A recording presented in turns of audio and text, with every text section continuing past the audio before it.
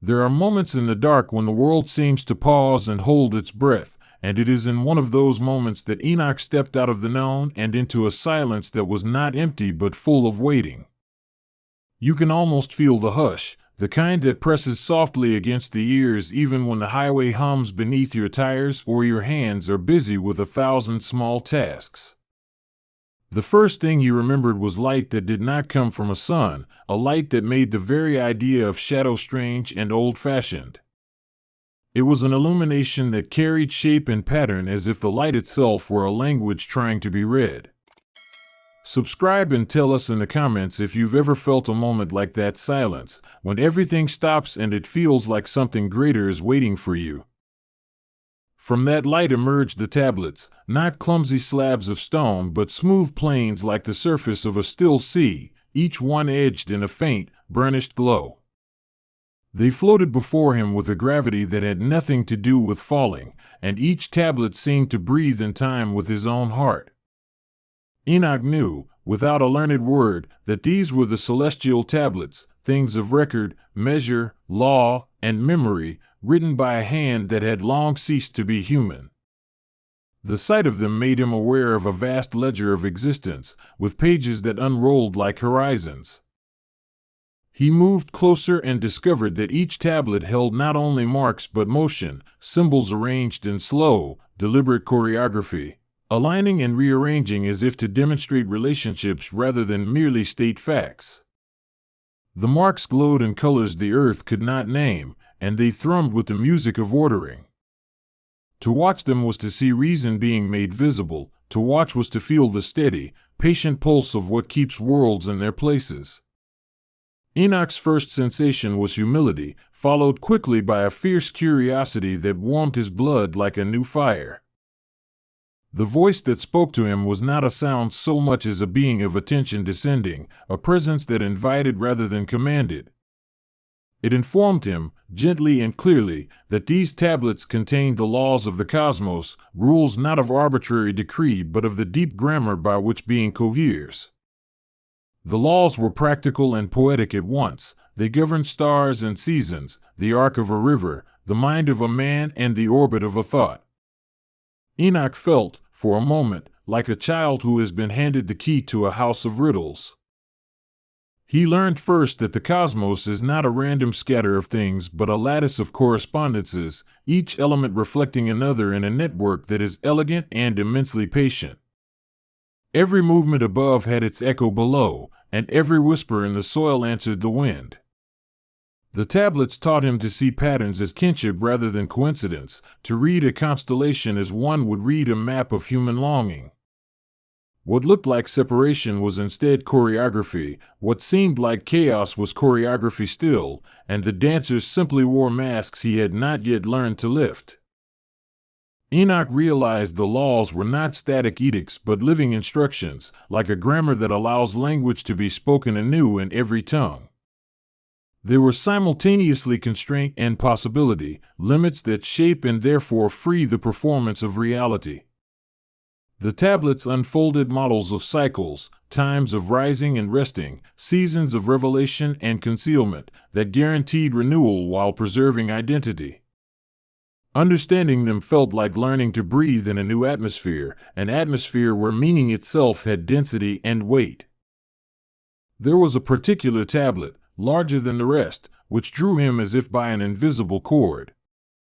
On its surface moved the diagram of time, but time here was not linear. It curved and braided, folding back like a river looping through a valley. Days and years were beads on a string that was woven into a fabric, and the fabric was embroidered with events, some bright like stars, others shaded like the inside of shells. The tablet taught him to follow the threads and to see how moments are stitched into larger patterns that outlast single lives.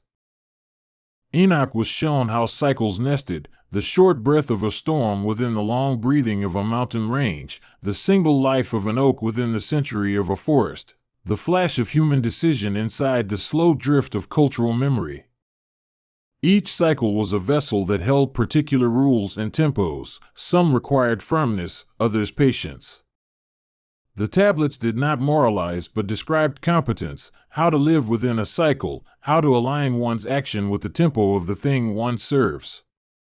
The law of the cedar is not the law of the candlelight, and to confuse them is to commit a practical error with reverberations. He learned, too, that numbers carry more than quantity, they carry quality. The tablets arranged numbers not as mere counters but as signatures of relationship. 3 often spoke of completion in a certain register, 7 of a fuller wholeness, 12 of governance and circumscription. Enoch watched the way sequences created meaning, like a melody where a single note gains identity through its neighbors. This numerative grammar explained why certain counts recur in the stories of humans and why patterns of 7 or 12 feel curiously like the shape of truth. Beyond numbers, the tablets revealed a more subtle geometry, one that was not merely spatial but ethical and poetic. Angles here were not just measures of turn but choices of direction, and centers were not only points but presences that attract alignment. A circle meant more than return, it meant hospitality, the capacity to hold and include. The cosmos, the tablets hinted, is constructed out of shapes of relationship, and to know those shapes is to move through life with less resistance and more grace. The laws extended into the behavior of stars and planets, explaining with patient clarity how each luminary carries a temperament that affects the tiny atmospheres leaning toward it. They did not speak like astronomers cataloging orbits, but like physicians prescribing for the well-being of worlds. A star's brightness correlates to its insistence, a planet's tilt speaks of the seasons of thought it influences. To the tablets, the heavens were a choir, each member singing a distinct timbre that together made harmony and, at times, dissonance. Enoch watched as constellations rearranged themselves into allegories, illustrating how change above influences change below. The tablets taught him to read alignments as occasions, moments when cosmic conditions make certain actions more possible and others less. They conveyed a delicate truth, that freedom exists within structures, and that timing is itself a kind of wisdom.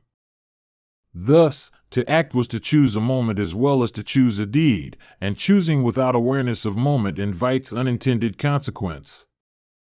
The celestial tablets were not aloof theology, they were practical instruction for living in a world that contains many layers.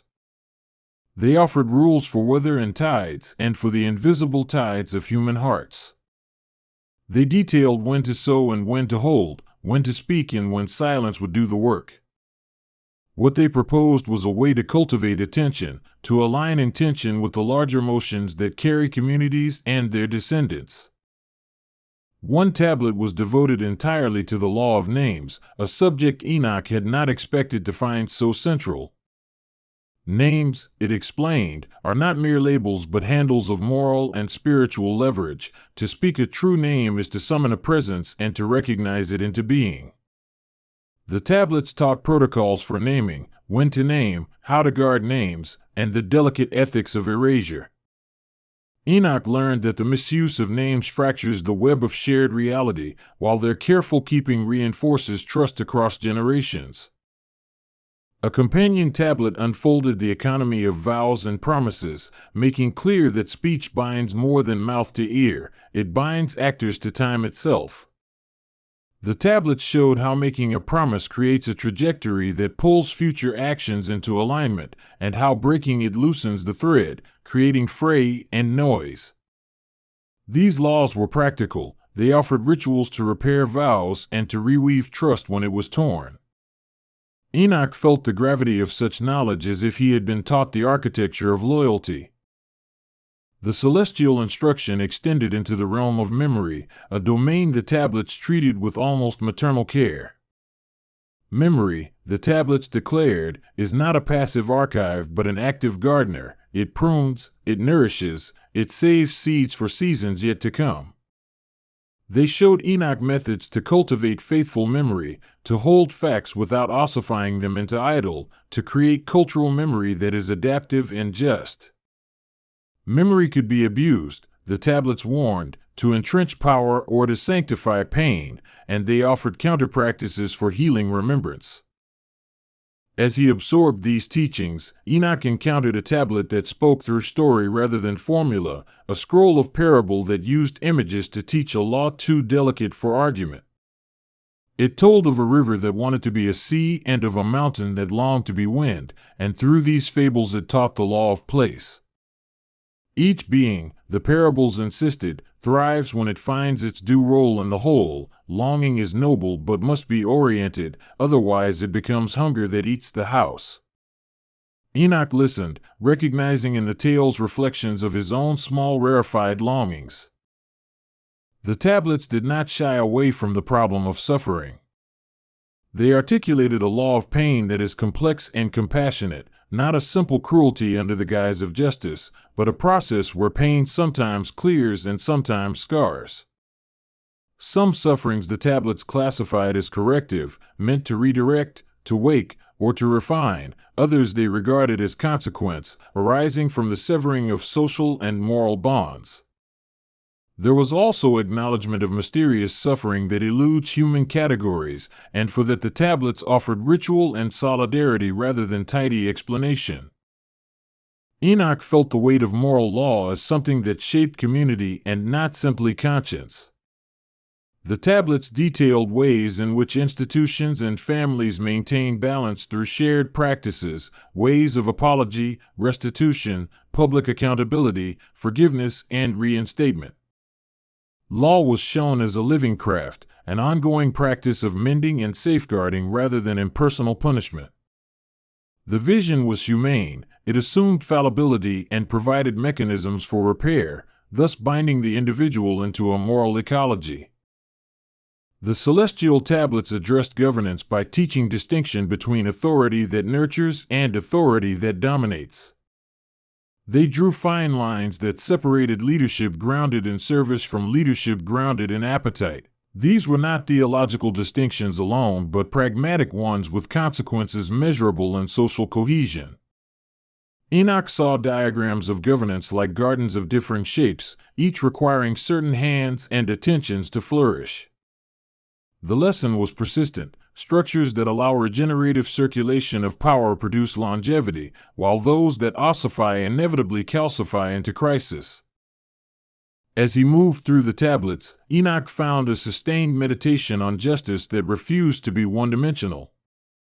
Justice, the tablets declared, must account for context, repair harm, and restore capacity. It must be exacting and also ready to repair. They taught him how to weigh intention and harm together, how to attend to the cycles of harm and healing, and how punishment without restoration is brittle. Enoch saw simulations of trials and reconciliations that were not merely juridical but ritualized stations of communal repair. There was an entire section devoted to the patterns of migration and exile, a theme that touched human experience with particular poignancy. The tablets described how uprooting changes social genomes, how cultures carry seeds as they move, and how rememberings replant themselves in foreign soil. They taught protocols for hospitality, the ethics of welcome, and the responsibilities of hosts and guests. Enoch learned that migration is not an exception but a law-like movement in the life of peoples, and that how a community receives the stranger often determines its moral architecture. Alongside social instruction, there were aesthetic laws, surprisingly practical in their insistence that beauty is not mere luxury but a structural element in the shaping of the soul. The tablets argued that rhythm, proportion, and pattern cultivate habits of attention that make moral habits possible. A dwelling that sings invites better living, they insisted. This was not a snobbish assertion but a pragmatic one. Environments structured with care produce clarity of mind and steadiness of heart. Enoch began to notice how the line of a roof, the measured interval of a path, the cadence of speech shaped the possibilities of an inner life. Music and number met again when the tablets revealed the law of resonance, an idea that what vibrates together tends to synchronize. A small bell can shift the mood of a room, a repeated story can shift the mood of a generation. The tablets taught Enoch to use sound as governance, to understand how collective chanting, prayer, or work song align tempo and emotion, bringing coherence to scattered attention. This was not mystical vagueness but pragmatic instruction for creating shared rhythms that sustain collective action. One of the more disquieting tablets dealt with entropy, a law the cosmos treats with both sternness and mercy. It mapped the ways that systems lose energy, entropic declines that lead to decay and collapse unless work is put in to maintain order. Yet the tablets also proposed practices that counteract entropy: repair, ritual, rhythm, and attention. Enoch understood then that maintenance is a moral act, to tend is to be anti-entropic, and communities survive to the extent that they commit themselves to continual tending. Closely allied to that was a tablet on thresholds, liminal law that handled entrances and endings with ritual specificity. Doorways, transitions, deaths, births, and initiations were not merely personal moments but nodes in a communal web where the stakes are high. The tablets prescribed rites to mark thresholds so that the community both recognizes the change and reconfigures to hold it. Enoch saw the wisdom: unmarked transitions leak significance and create ghosts in the fabric of social life. The tablets took care to teach Enoch about the economy of attention, a surprising sort of law that the modern mind might reframe as cognitive ethics. They explained how whoever commands attention shapes reality, and thus the importance of disciplining hunger for distraction. Practices like focused listening, measured speech, and communal silence appeared as technologies for preserving goodness and preventing the corrosion of care. Enoch realized the metaphysical import: attention is currency, and when spent unwisely, economies of meaning decline. There was also a detailed tablet on craftsmanship, which insisted that the manner of making matters. The law of tool and hand, it described, is an ethics of humility. The maker honors the matter and listens to what it offers. Craftsmanship, the tablets taught, cultivates proportion, patience, and a respect for limits, and it transmits habits that shape character. Enoch learned that the hand that knows how to sew a garment or repair a roof is a hand that has been schooled in a certain honesty and care. One tablet held a deep meditation on the interplay of light and shadow, teaching Enoch to value both and to recognize their mutual necessity. Shadow, often feared as mere absence of light, was shown to be the place where forms become legible, where relief is discovered. Light without shadow flattens, contrast brings depth. The cosmic law therefore honors the balance: exposure and concealment, revelation and modesty, each necessary to maintain a sane and humane world. Enoch encountered a tablet devoted to the law of promise and covenant across generations, which comforted him with its insistence on continuity. The tablets showed how small acts of fidelity accumulate into communal legacies, forming expectations and safety. They also warned that betrayal of covenant has ripple effects, producing distrust that fractures future cooperation. Covenants were shown as living contracts between then and now, porous enough to allow change but sturdy enough to sustain shared life. In a more metaphysical register, one tablet described the architecture of souls and their affiliations to broader cosmic families. Souls, it said, do not float alone. They have kinship, inheritances, and affinities that shape their inclinations. This was not a deterministic claim but a relational one. Knowledge of lineage offers a map for cultivation and reform. Enoch listened as the tablets taught methods to redirect tendencies, to retrain habit, and to open channels where previously there had been blockage. The tablets made room for the mystery of freedom within law. They did not make humans cogs in a machine but agents whose choices resonate through the lattice. Laws provide the grammar of possibility, but within that grammar are many paths and many playbooks. The celestial tablets explained that freedom is meaningful only within constraint, and that constraints that respect the flourishing of life are the ones to welcome. Enoch's fear of determinism relaxed as he saw law as a scaffolding for liberty rather than a cage. There were also stern warnings about hubris, articulated with surgical calm. The tablets showed examples of beings, human and otherwise, whose desire to dominate the order led them to attempts at rewriting the grammar. Such attempts breed corruption and collapse because they ignore the interdependencies the laws protect. Enoch watched representations of ruin as cautionary tales, not to terrorize but to teach prudence and respect. Hubris, the tablets implied, is forgetfulness dressed as ambition. Practical ritual occupied a large measure of the instruction, not as superstitious addendum but as a technique for aligning will and world. Rituals set shared rhythms and create frameworks for action that are repeatable and thus stabilizing. They help translate the abstract laws into daily practices, appointments with renewal and boundary. The tablets provided patterns but encouraged adaptation, emphasizing fidelity to principles over slavish repetition.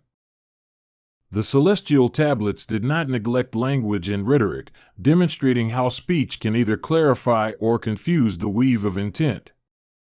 They taught rhetorical practices that cultivate generosity of interpretation and discourage deceptive eloquence.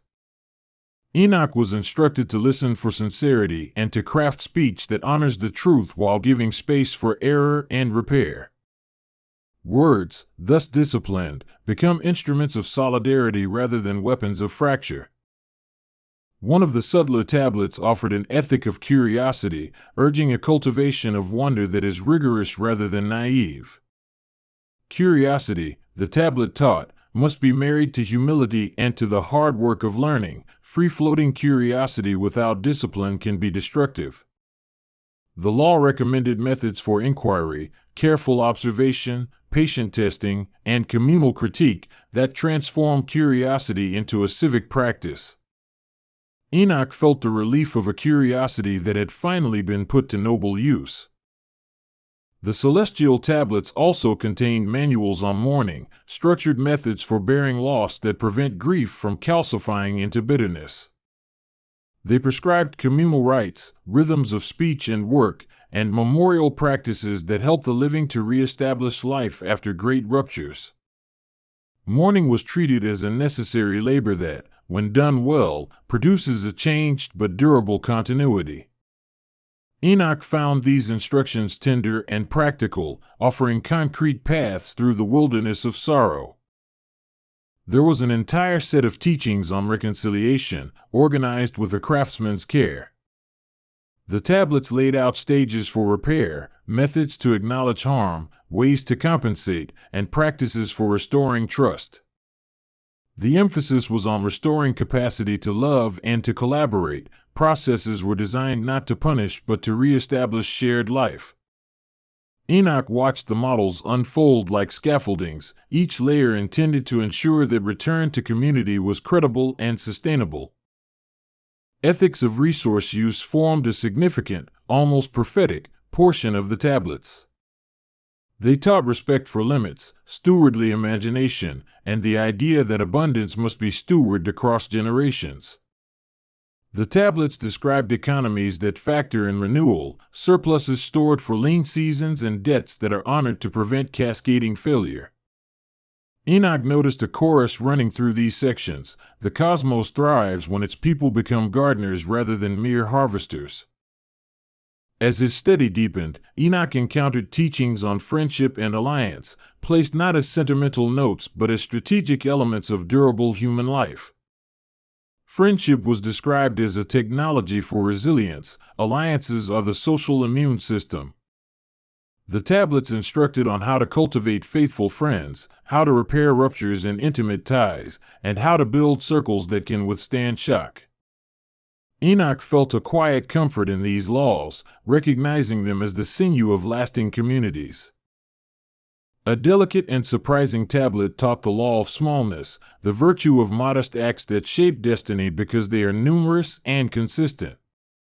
Small kindnesses, tiny repairs, modest truths proclaimed again and again, these were shown to have cumulative force. The tablets argued that grand gestures are not substitutes for steady care, and that the survival of a people often depends more on the hours of daily repair than on a single heroic moment.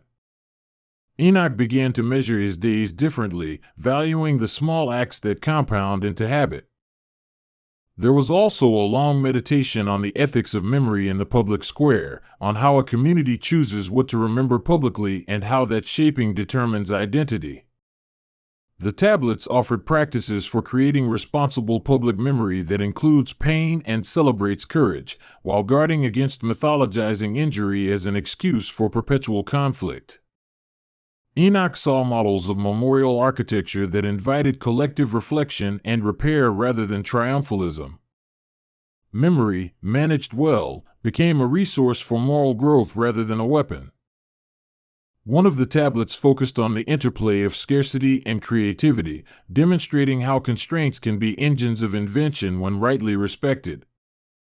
The law suggested that creativity thrives when form is clear and necessity presses gently. Boundlessness without shape often leads to nihilism.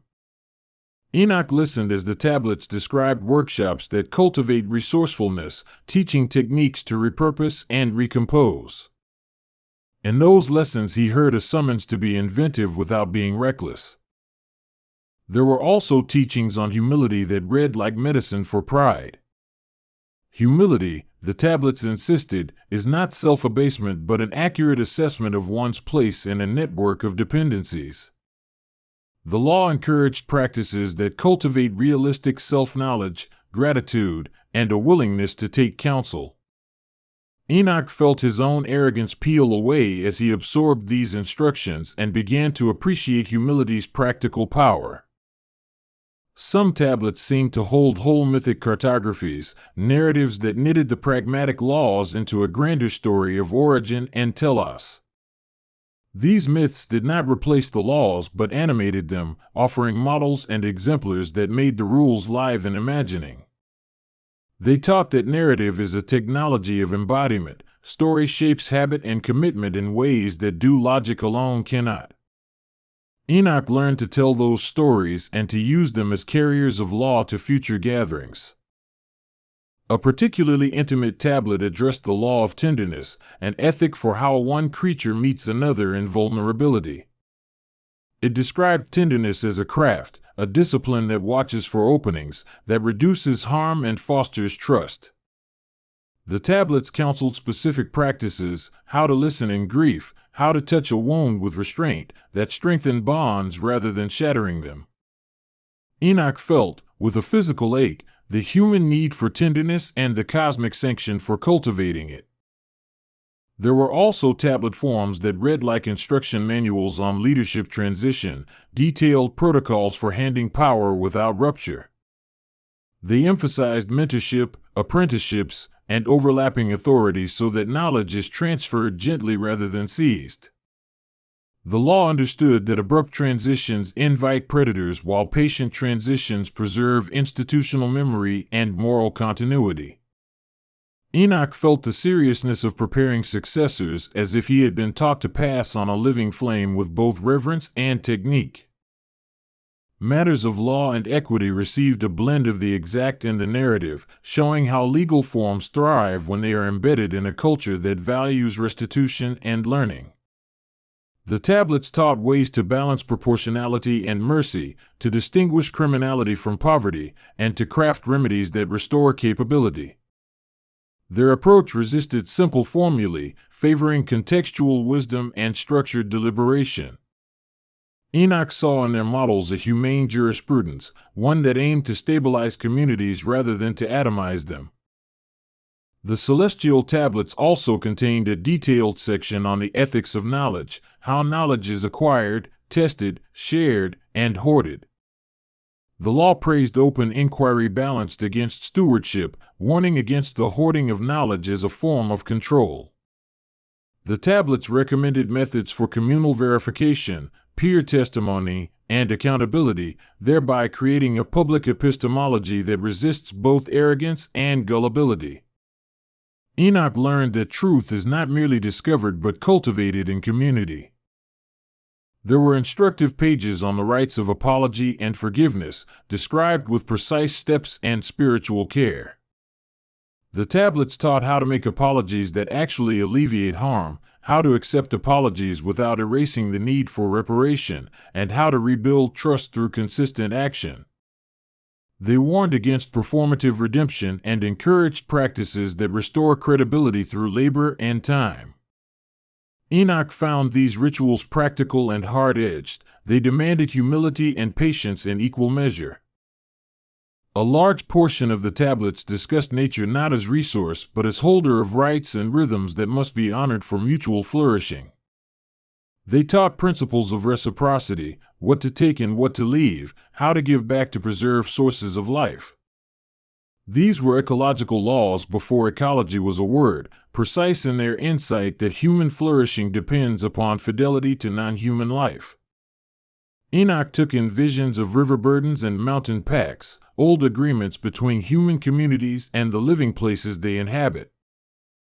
Enoch encountered a tablet that seemed to be knitted of music and mathematics, explaining cycles by melodies and rhythms rather than dry diagrams. It suggested that musical ratios map onto cycles of weather, mood, and social pulse, and that to sing well is to be attuned to time. The tablet taught exercises in tonality that align bodies with cosmic cadence, practices that transform work into worship and labor into cooperation.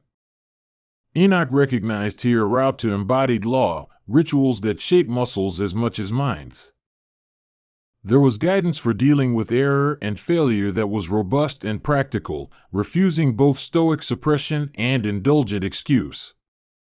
The tablets outlined ways to analyze failure, extract learning, and design systems that make future failures less catastrophic. They taught that an honest culture that learns fast can tolerate the inevitability of error while minimizing harm. Enoch felt a lightness in this approach. It reclaimed fallibility as an engine of wisdom rather than a cause for shame. One set of tablets offered a sustained reflection on wonder, not as escapism but as an ethical posture that resists cynicism. Wonder, according to the tablets, keeps certain doors open in the heart, preserving a sense of awe that motivates care. But it must be disciplined. Unmoored wonder turns to superstition. Enoch took these practices as daily preserves, ways to keep curiosity fresh and gratitude real. The tablets also taught concrete protocols for communal deliberation, methods designed to turn disagreement into constructive problem solving. They included practices for listening, for structuring argument, for timing decisions, and for allotting space for minority perspectives without stalling action. These methods aimed to prevent polarization by creating a shared grammar for conflict resolution. Enoch observed how disagreement could become clarifying rather than destructive when shaped by these laws. There was a poignant tablet on intergenerational dialogue that explained how elders and youngsters can cohabit time without consuming one another. The laws recommended rituals of story exchange, joint work, and measured authority that allow traditions to pass while permitting innovation. The emphasis was on reciprocity. The young bring novelty, the old bring memory, and both are needed for a durable culture. Enoch was warmed by the tenderness of this instruction, which honored both youth and age as necessary gifts. The tablets also addressed the spiritual practice of discernment, giving tools to separate the true from the seductive, to read signs without being fooled by appearances. Discernment, the tablets suggested, combines attention, testing, counsel, and a steady habit of recalibration. It is a communal competence as much as a private one, requiring a circle of trust to test impressions and to correct bias. Enoch felt these methods to be a kind of cognitive hygiene, protecting communities from error that multiplies faster than correction. There were prescriptions for the stewardship of sorrow and celebration, a balanced life that honored both the depth of grief and the release of joy. The tablets insisted that festivals are not frivolous, they are repairs to the social fabric that replenish capacity. Sorrow, carefully tended, deepens compassion rather than hardening it. Enoch learned rituals to alternate lament and song, to make public both kinds of weather in a way that strengthens rather than strains community. In one surprising tablet, the cosmic law extended to humor, describing laughter as an essential medicine when used rightly. It taught distinctions between laughter that heals and laughter that shames, showing how levity can diffuse danger and open space for learning. There were practices for communal levity that honored dignity, and warnings against mockery as a corrosive force.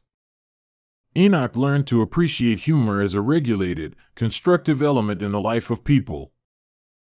The tablets took care to teach methods of navigation, practical arts for traveling both physical terrain and moral labyrinths. There were procedures for planning journeys, for mapping relationships, for charting progress and retreat. Navigation here is metaphor and practice, a set of competencies that allow a person to move through volatility without losing direction. Enoch found in these maps a sense of oriented hope that made him less afraid of the unknown. There was a generous section devoted to the ethics of labor and rest, a law that prescribes rhythm rather than constant output. The tablets argued that work done with skill and rest taken in season produced durable productivity and humane life. They suggested cycles of intense exertion and deep replenishment, urging communities to structure life so that labor is honorable and rest is sacred. Enoch observed how this law protects both the body and social relations from the ravages of exploitive speed. The tablets contained an index of subtle energies and how they can be cultivated and regulated, presented as practices rather than mystical secrets. Breathwork, movement, and diet were mapped to temperament and vocation, teaching how certain routines sustain attention and resilience. The laws were pragmatic and empirical in their approach, inviting experimentation within communal safeguards.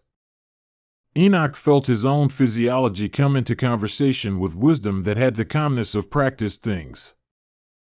A long and patient tablet described the etiquette of assemblies, the forms of convening that preserve dignity and encourage fruitful debate.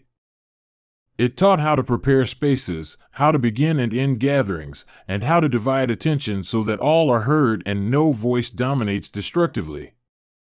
The laws aim to cultivate gatherings that produce wisdom by the sheer quality of their discipline. Enoch learned how small habits in meeting make large differences in outcome.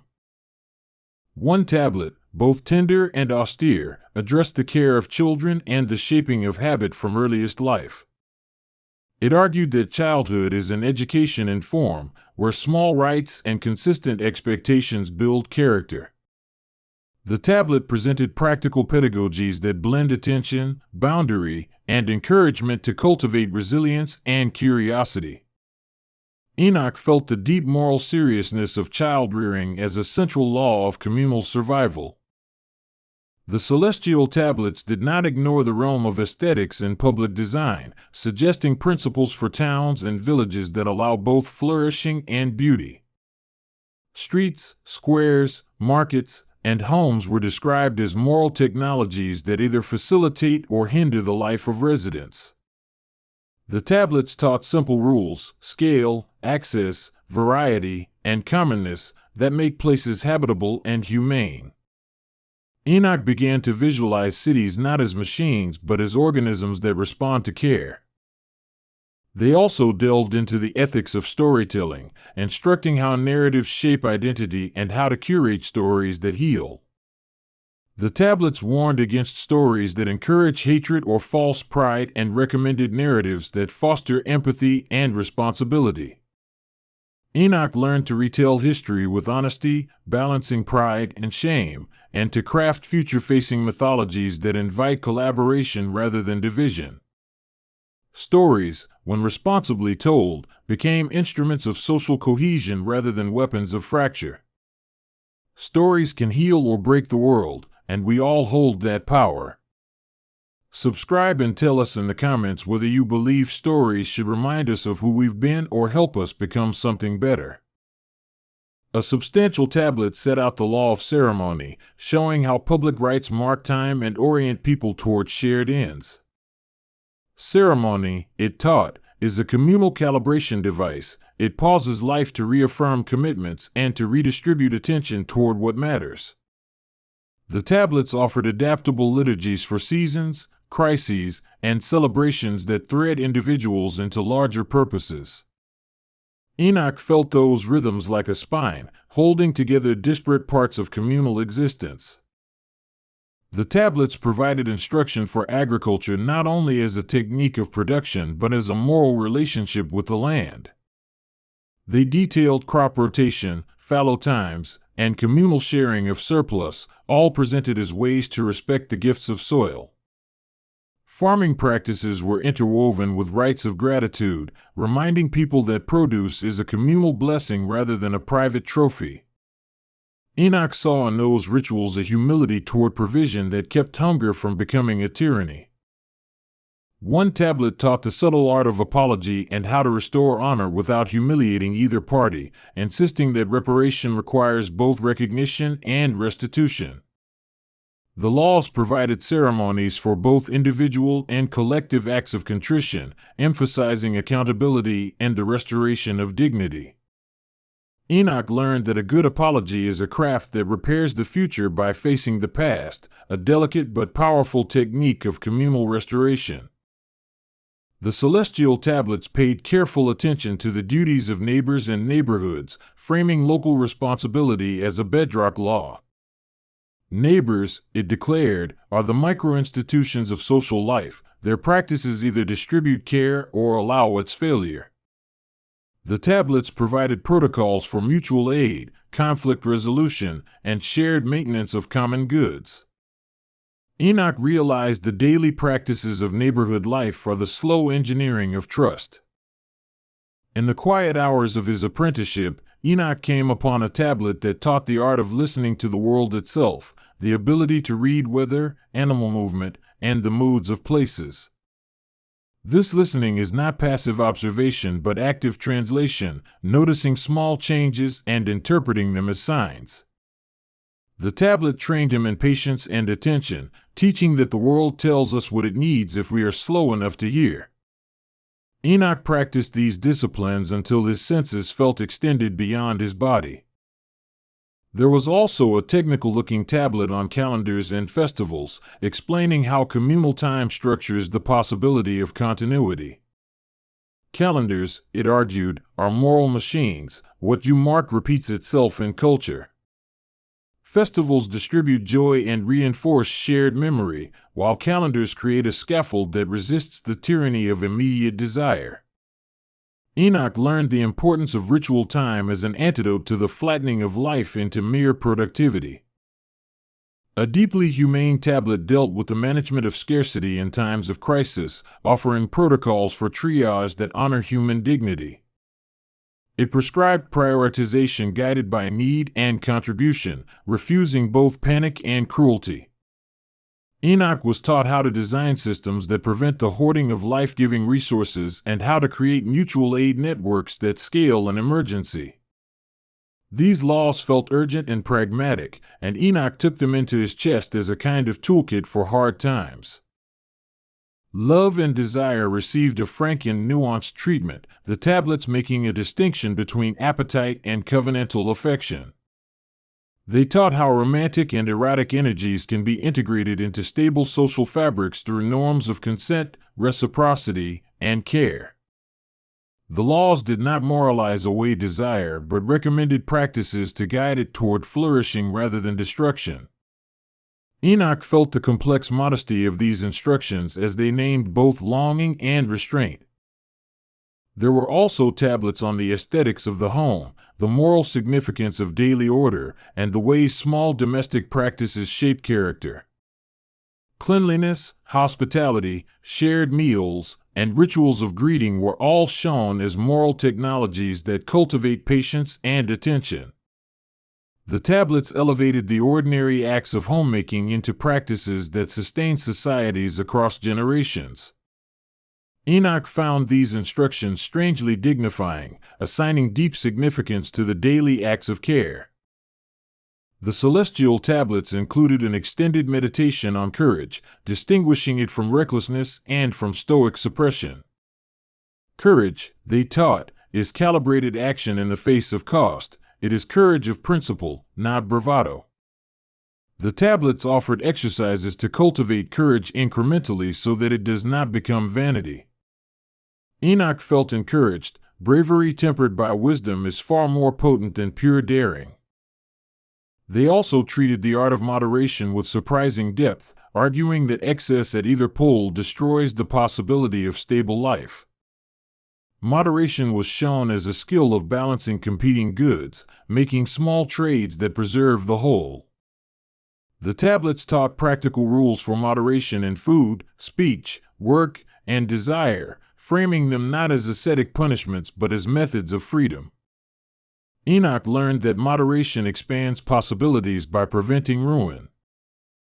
A tablet on mentorship described the reciprocal obligations between teacher and student, the slow craft of transmitting skill and character. Mentorship, it suggested, is an apprenticeship in living, where knowledge passes hand to hand and heart to heart. The laws provided structures for evaluation and release, so that pupils graduate with both independence and humility. Enoch felt the gravity of being formed and the responsibility of forming others. Finally, the celestial tablets gave Enoch a method for remembering the whole, a mnemonic architecture that organized laws, stories, rites, and practices into a living curriculum. This method was not merely mental trickery but an embodied set of rhythms and rituals that anchored understanding in daily action. The tablets invited him to return the knowledge to his people, to translate cosmic grammar into neighborhood practices and family rhythms. Enoch, transformed, accepted the work with a quiet determination to render the vastness intelligible and the eternal practicable. I first learned of Enoch as one might learn of a distant city on an old map, its name printed in a strange script and circled by a careful hand. The letters suggested something lived there beyond the borders of ordinary experience, an urbanity of being where laws were not simply enforced but composed. That sense of order is the thread we'll follow together, a thread that ties this single human to the architecture of the heavens and to the deep, patient rules that hold cosmos and conscience in tension. Listen as if the road in front of you is long and the night is thick and you have time to be instructed in the manner of builders and keepers. Enoch's story is a border story in every sense. He stands between earth and sky, between the ephemeral and the enduring. He does not simply see visions, he is taught to read the blueprints of reality as if they were written in light. The old books speak of how he walked with the angels, how he was taken through levels of the world that resemble gates in a wall, each gate marked by its own tone and logic.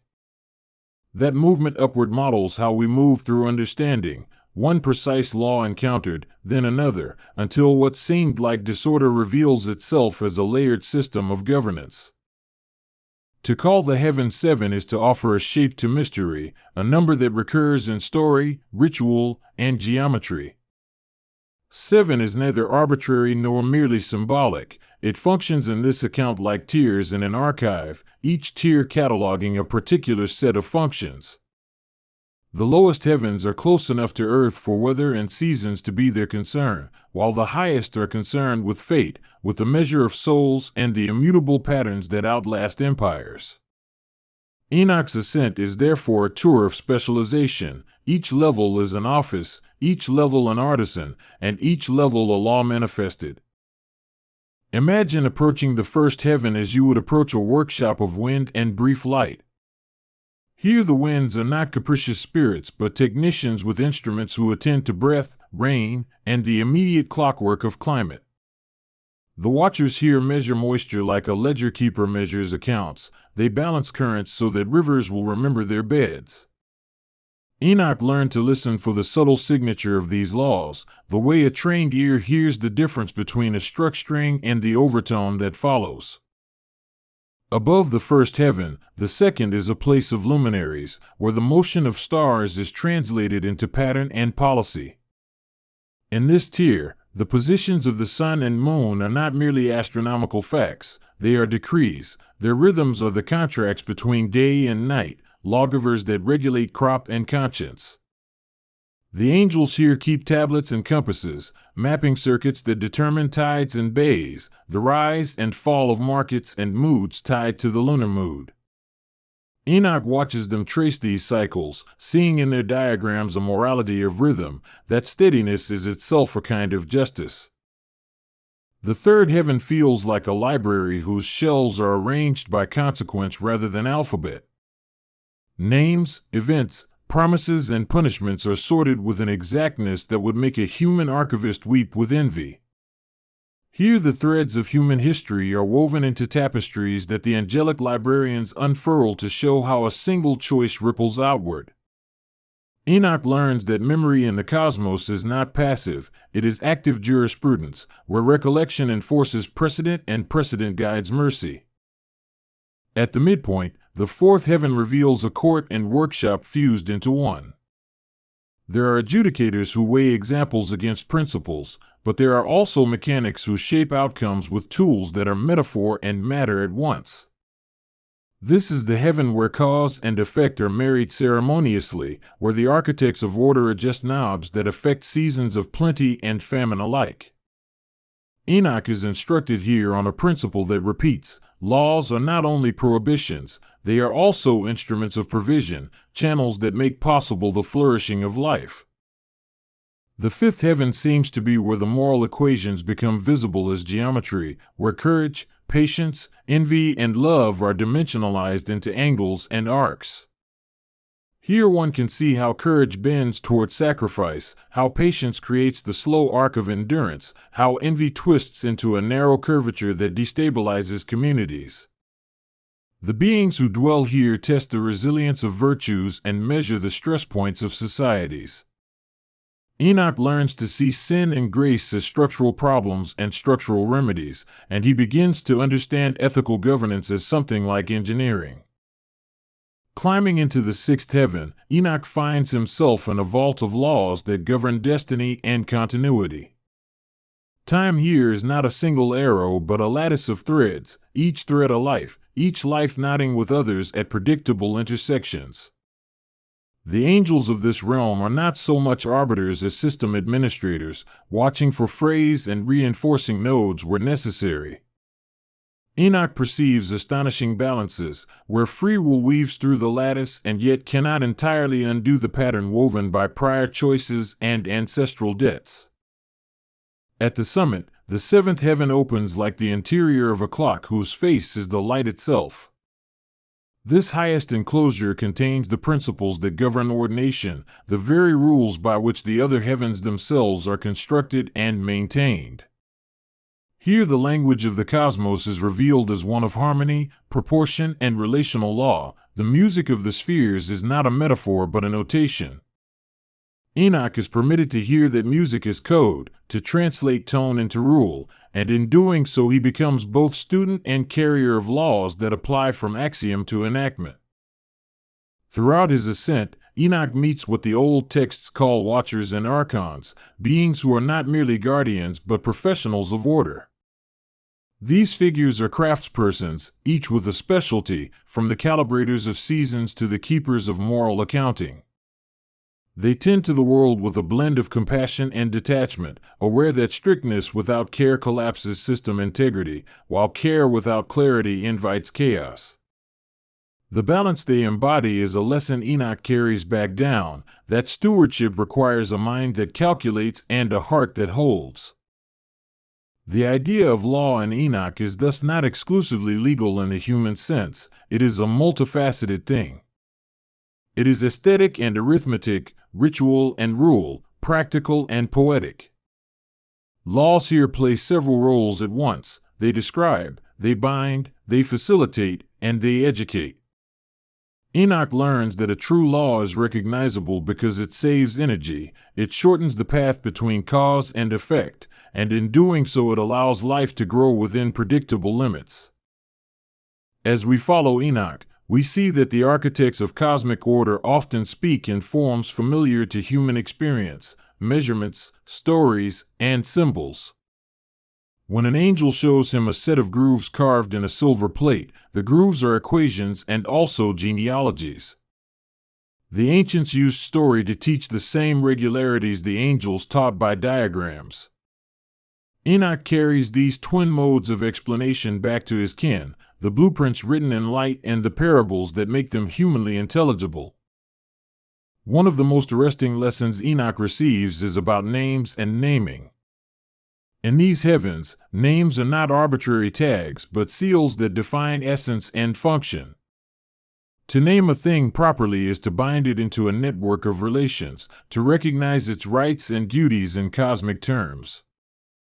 Enoch watches as an angel speaks a name and a river changes course accordingly, and he learns that the disciplined use of language is a technology of order. Connected to naming is the idea of measurement. Throughout the seven heavens, measurement is sacred work because it is what makes comparison possible. The angels maintain standard measures of light, time, and consequence, and they recalibrate these instruments when necessary to maintain justice. Enoch sees how mismeasurement corrupts outcomes. An era of greed, for instance, begins with a miscalculated need and ends in structural fragility.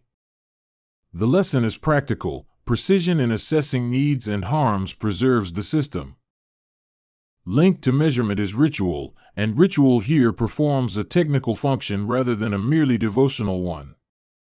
The rituals of the heavens align agencies, synchronize cycles, and repair breaches. A liturgical gesture in a heavenly court might look like a prayer but reads also as a maintenance command, analogous to a reboot or a patch in a complex system. Enoch's reports suggest that ritual is thus a form of civic maintenance, an essential protocol for cosmic resilience. Enoch's encounters make clear that the heavens are not static edifices but living institutions. They adapt, argue, and revise their protocols in response to unexpected variables. In one striking vision, he witnesses a council convened to debate how to handle a newly emergent human tendency.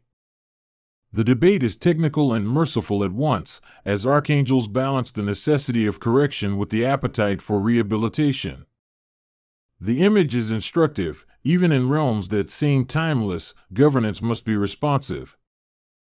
This responsiveness is most evident in the handling of the Watchers, the angels who fell by overstepping the bounds of their roles. The story of their transgression and punishment is more than moral theater. It reveals the mechanics of accountability. The heavens have sanctions and restorative measures, and the balance between punitive and restorative action is treated with the same care one would use in healing a breached dam.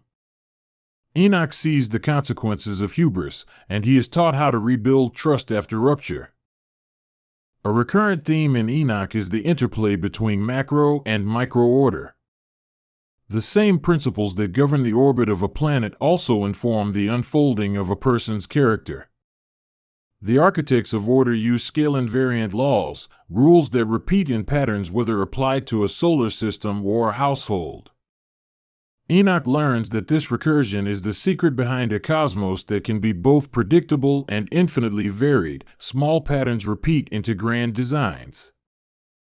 To help him see this, Enoch is shown symbolic correspondences often encoded as colors and metals. Gold might signify enduring truth, iron might indicate structural force, blue could stand for law that spans both sea and sky. These correspondences function like a shared vocabulary between the heavens and the human imagination, enabling translation. When Enoch descends, he uses these images to teach. He turns abstract cosmic functions into materials his people can work with and understand. Another lesson concerns time, which the heavens treat less as a line and more as a theater of roles. Each era brings different cast members to the stage, and the laws that govern those eras flex accordingly. The heavens keep calendars not as mere counts but as frameworks that allow different moral and physical energies to find expression. Enoch watches the opening and closing of eras, and he learns how law must be adaptable to epochs rather than fixed to a single moment. Central to the cosmology is the idea of balance. The heavens are a system of counterweights. Mercy must be held against judgment, freedom against guidance, variability against pattern.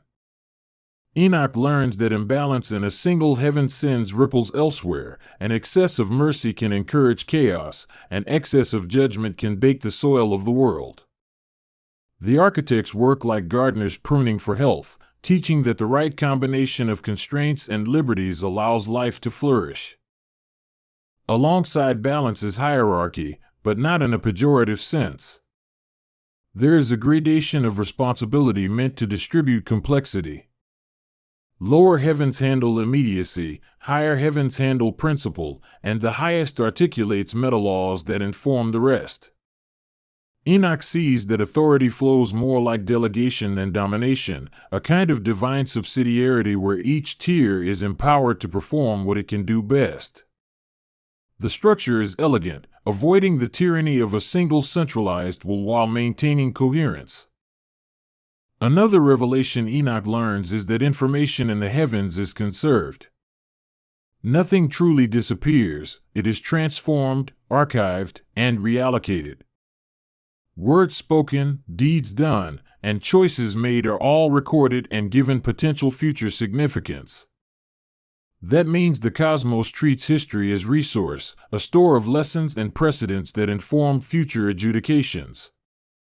This conservation transforms memory into law, giving weight to storytelling and the faithful transmission of facts. As we advance, we see that the seven heavens are also engineers of possibility. They design contingencies and create paths for repair and recovery. When a catastrophe unthreads community, angels of certain heavens are dispatched not merely to punish but to reweave. Enoch watches them bind broken promises with new obligations, design new covenants that integrate failure into learning. This makes cosmic justice not a spectacle but a practice of karmic engineering. There is also an aesthetic dimension. The heavens arrange themselves with a sense for beauty that is not vanity but function. Harmony enchants cooperation, rhythm synchronizes processes, symmetry reduces friction. Enoch learns that beauty and utility converge in the cosmic workshop. Artisans of the highest order favor structures that are efficient and pleasing. The result is a cosmos whose laws invite participation because they resonate with human sensibility. Language and law are entwined in Enochic pedagogy. The angels teach him that certain syntactic forms can open doors and certain metaphors can bind forces. Words perform technical acts in these realms, prayers are more than pleas, and formulas are more than memory aids. Enoch learns to craft utterances that stabilize weather and to sing cadences that seal agreements. The act of articulation becomes a tool for shaping reality. A persistent image on Enoch's journey is that of blueprints, literal and figurative.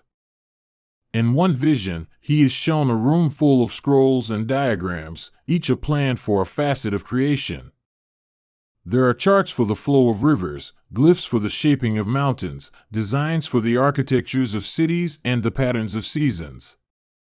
The angels consult these blueprints as a building committee consults plans, making adjustments as circumstances require. It is a vivid portrayal of law as design rather than mere command. The heavenly architects also engage in experiments. They test scenarios in miniature and evaluate outcomes before letting effects spread. Enoch witnesses trials where an angel introduces a novel pattern to see how ecosystems respond, like a gardener trying a new crop rotation. Failures are examined not for mere blame but for information. They recalibrate the draft plans and adjust the laws accordingly. This experimental approach reveals a cosmos that learns rather than merely enforces. Enoch's education touches on the ethics of knowledge. The angels warn him repeatedly, to know is to be tasked. Knowledge in the heavens is tightly coupled with responsibility, secrets are privileges with duties attached. When he is given insight into the mechanics of fate, he is also taught restraint. This ethic of restraint is one of the more human lessons, a reminder that wisdom expands obligation and that power without care is a form of catastrophe.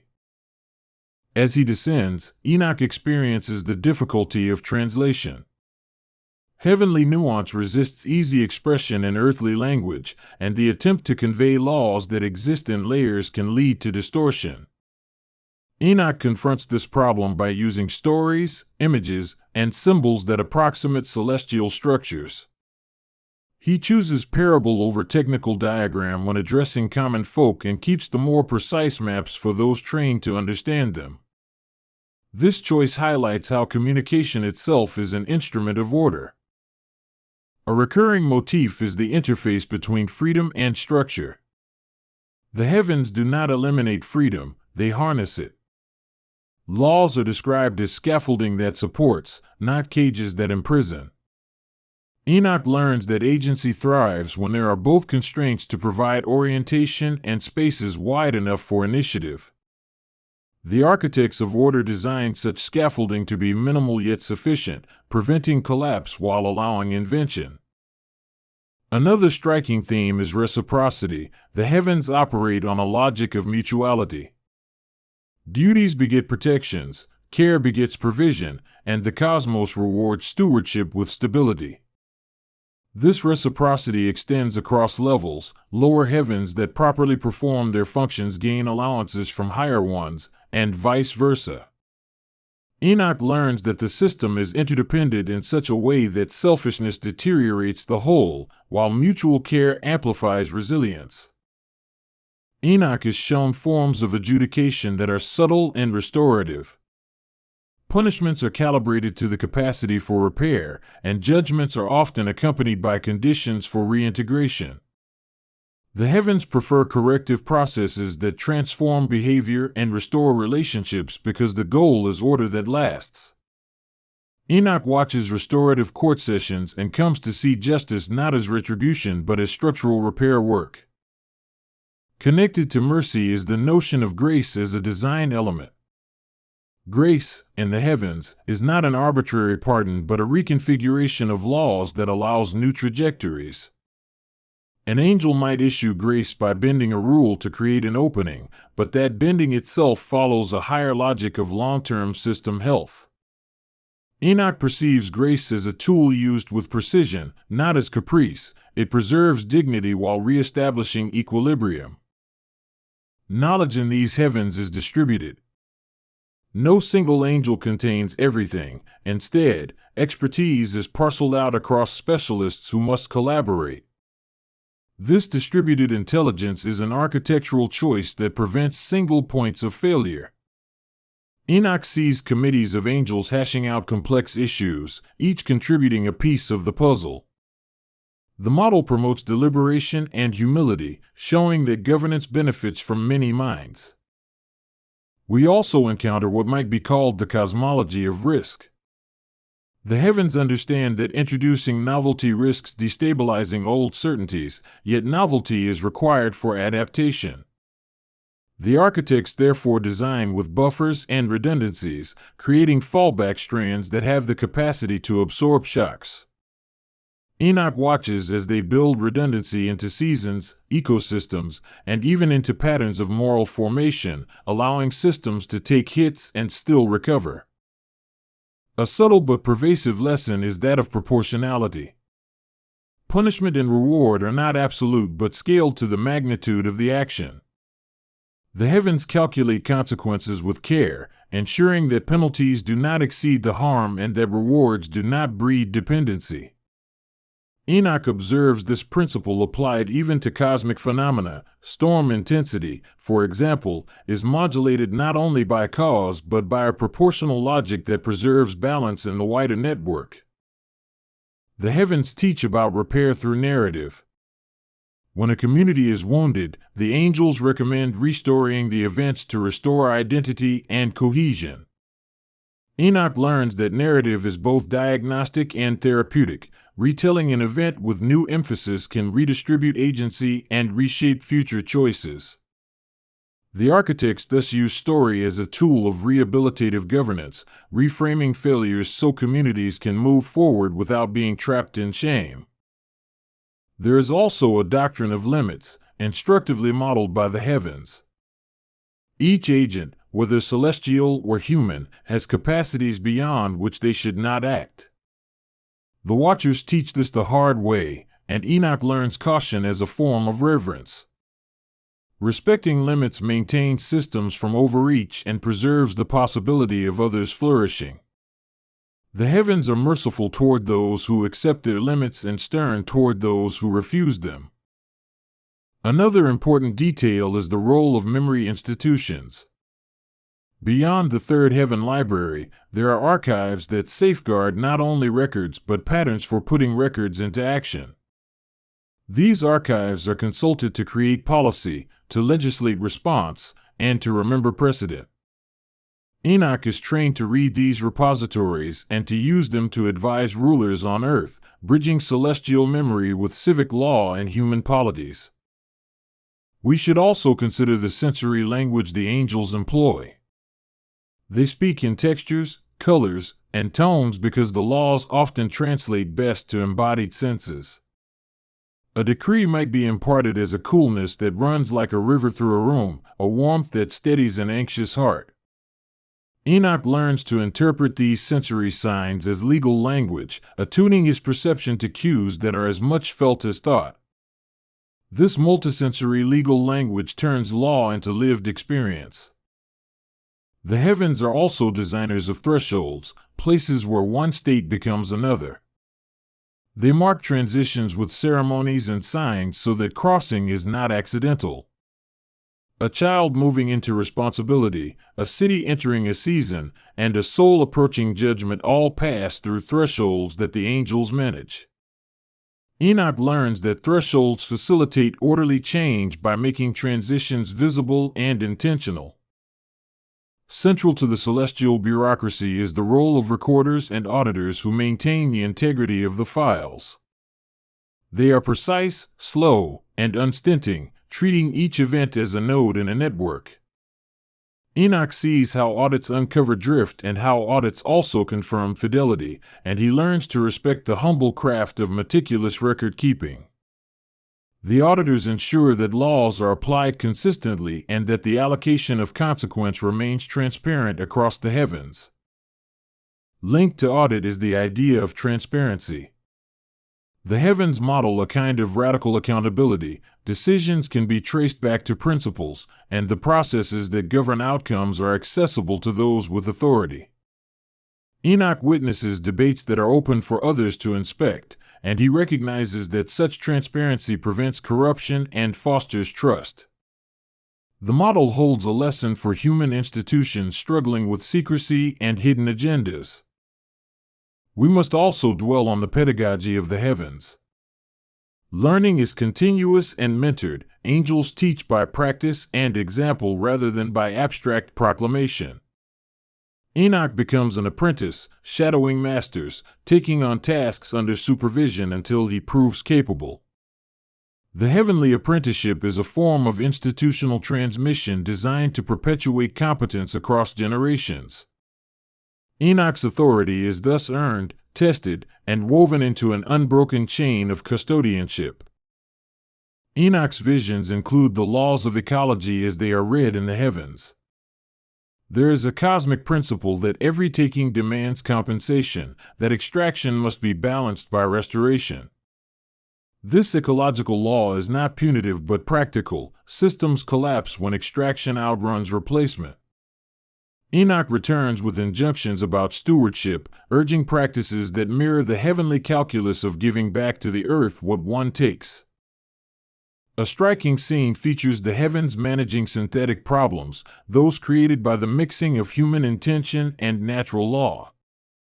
The angels sometimes must resolve dilemmas that arise when technologies exceed a culture's moral formation.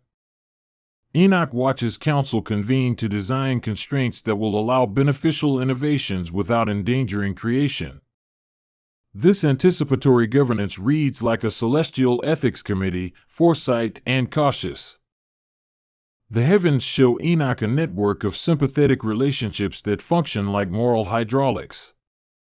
When love increases in one region, generosity flows outward. When greed tightens, scarcity follows. The architects shape channels so that positive virtues amplify and vices are contained. Enoch learns that moral policies are not merely commands, but infrastructural modifications that can reroute social energy toward life. There is also a theological argument embedded in the structure of the seven heavens. Order is an attribute of the divine will, but it is enacted through delegation and law. The highest commands are abstract principles that inform a cascade of particular rules. Enoch is taught to see the divine not as a tyrant but as a legislator who delegates authority to skilled stewards. This framing softens absolutism and emphasizes cooperative administration. Enoch's story offers insight into how law speaks to imagination. The heavens cultivate images and rituals that teach people how to be lawful, not merely how to comply. By shaping the imagination, the architects of order create citizens whose hearts and wills incline toward patterns that sustain the common good. Enoch becomes a transmitter of these imaginative molds, teaching his community to picture law as life-giving form rather than oppressive constraint. A recurring lesson concerns the economy of gifts. The heavens design systems of exchange where gifts obligate and obligations dignify. Reciprocity is engineered into social architecture so that giving creates structures of mutual obligation rather than hierarchy. Enoch watches the careful balancing of honor and indebtedness, and he learns that proper gift exchange stabilizes communities without creating masters and servants. Throughout his journeys, Enoch encounters the problem of scale and governance. How do you make rules that work both for a household and for nations? The angels demonstrate a principle of modularity. Rules that work at one scale can be composed into stable structures at larger scales. Enoch learns to craft laws that are scalable, that preserve core relationships despite multiplying complexity. This insight is invaluable for any steward trying to balance the needs of the many and the few. Another facet of the heavenly law is its tempering of retribution with restoration. When a law is broken, mechanisms for restitution are prioritized because the goal is to restore relational equilibrium. Enoch observes restitution formulas that are precise and restorative, converting harm into reparative action. The heavens teach that repair rebuilds trust in ways punishment alone never could. Music and rhythm pervade instruction in the heavens because they bind time and action. Chant and cadence regulate labor and prayer, and the angels use rhythm to synchronize the activities of disparate agencies. Enoch learns that ordered time is a resource. When communities adopt shared rhythms, coordination becomes easier and life expands. The architects of order therefore use music to make law memorable and habit-forming. One of the more weirdly humanizing sights Enoch sees is the angels laughing with delight at good outcomes. Their joy is not frivolous. It confirms that the laws have achieved what they were meant to achieve. The architects celebrate repair as much as they deliberate consequences, and these moments of rejoicing teach Enoch that governance should include rejoicing when life is renewed. Celebration becomes part of the maintenance cycle.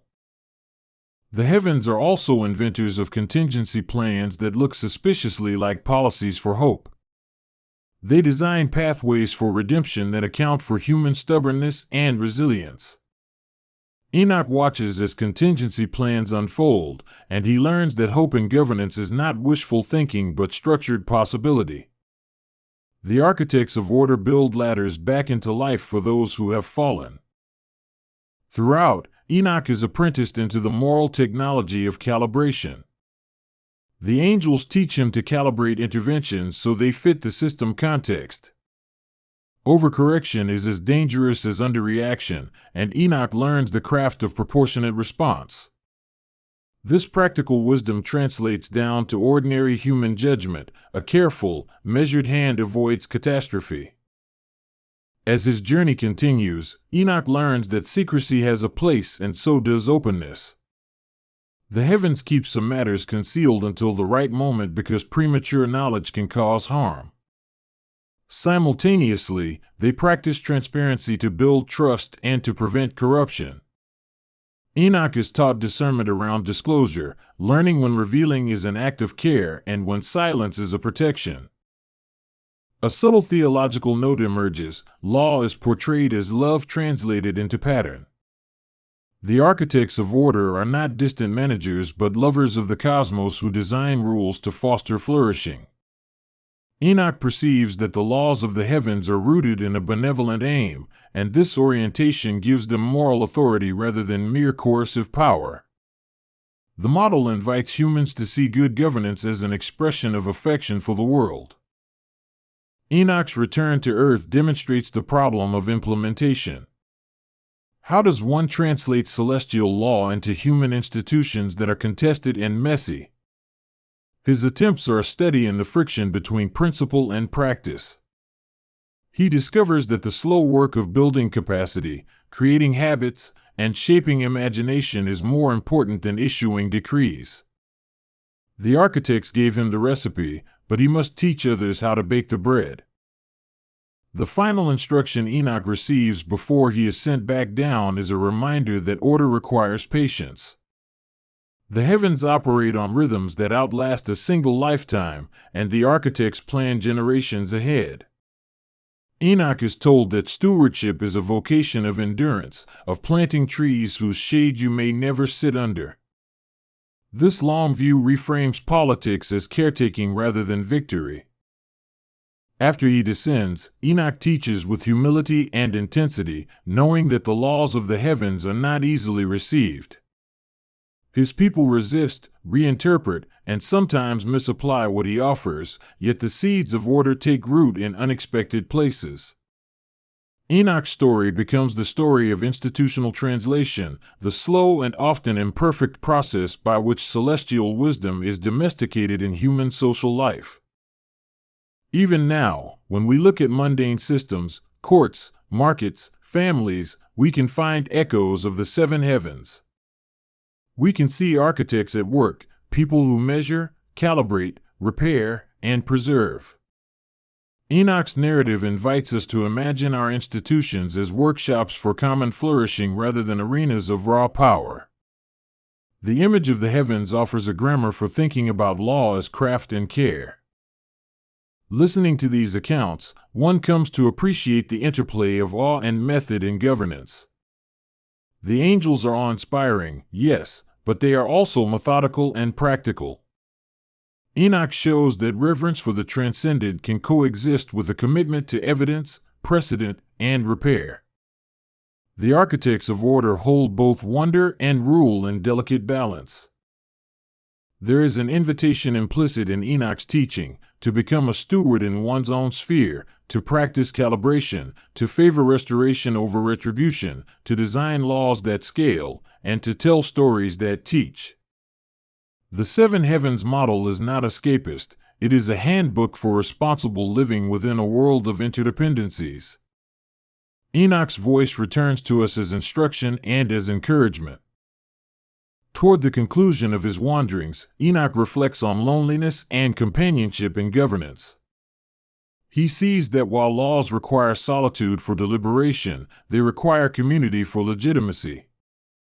The heavenly architects take counsel with one another and celebrate together, suggesting that governance is a communal craft. Enoch returns knowing that to rule is to be in relationship, and this idea reshapes the way he advises leaders. At the very edge of his narrative, he is given a final visual, a vast hall with 7 doors, each engraved with a law. The doors are open and the hall hums with activity. Enoch is told that any who would walk the path of order must pass through these doors and learn the trade of each. It is both an enrollment and a test, a metaphor that invites us into apprenticeship. In listening to Enoch, we are positioned between myth and manual. His journey is both a story that reaches our imagination and a set of instructions that can shape our institutions. The 7 heavens stand as a poetic architecture for how law might be reconceived as craft, pattern, and care. Enoch's record suggests that when law is an act of making, not merely of commanding, it invites a deeper allegiance. There is a practical point here for those who build systems on Earth designed for repair, codify proportionality, foster reciprocity, and make transparency a norm. These are not technical gimmicks, but moral technologies inspired by the way the heavens manage complexity. Enoch's lessons translate into civic disciplines that can sustain societies under stress. Lastly, Enoch teaches us to expect not perfection but improvement. The heavens themselves revise, the architects themselves debate, and the ideal is always a horizon rather than a fixed destination. The aim is progress toward flourishing, guided by measured laws and humane governance. In this, the story of Enoch in the seven heavens becomes less an unreachable cosmology and more a practical ethic for shaping our world. When you find yourself impatient with institutions, remember Enoch's long apprenticeship. When you are tempted to tear down systems you do not like, recall the architects who build with care for generations. Enoch reminds us that the work is slow and often invisible, but also that it is holy work. The seven heavens, with their laws and artisans, stand as a quiet curriculum for how order can be crafted with wisdom and compassion. There are stories that begin quietly, with a single name carried on wind and water, and Enoch is one of those names. He moves through the old world like a measurement of time, a man who walked with God and whose footsteps left impressions in the dust of evening. But the story that follows is not simply about a man, it is about balance, about a system older than cities, an administration of light and shadow that governs the motion of stars and the secret weight of human choices. If you listen while you drive, let the road become part of the long arc this tale draws, and let the steady hum beneath you echo the pulse of the cosmos itself.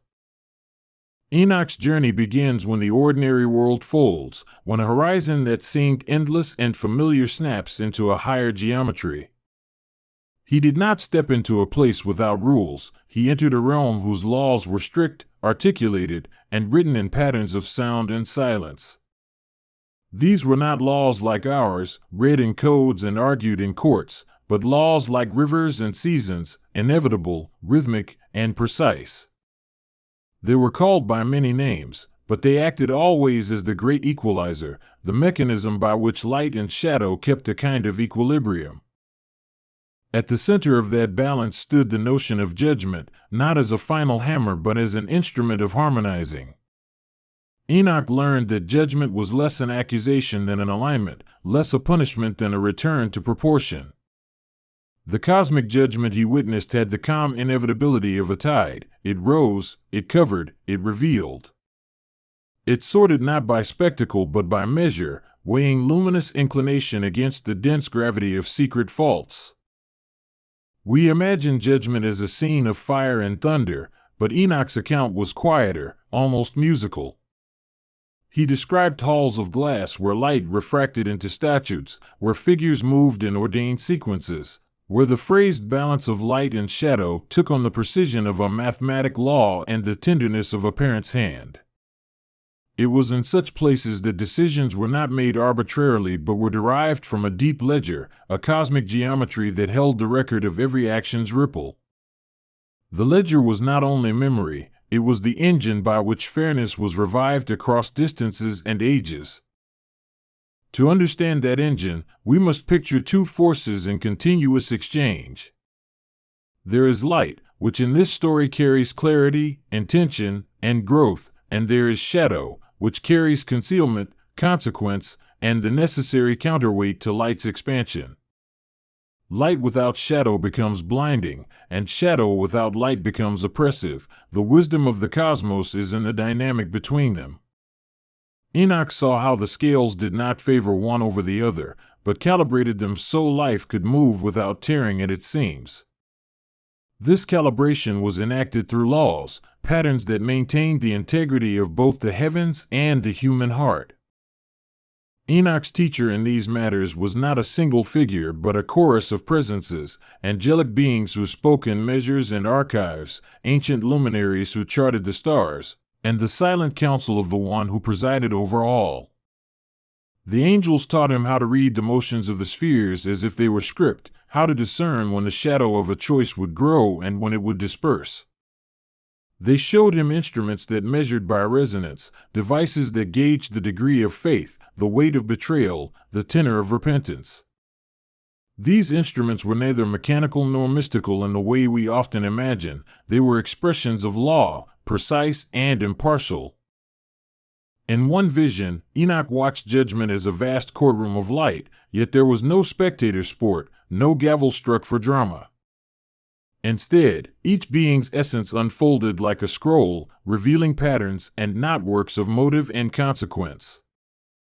The angels moved through these scrolls with fingers like reeds, plucking threads of intent and watching how they vibrated through time.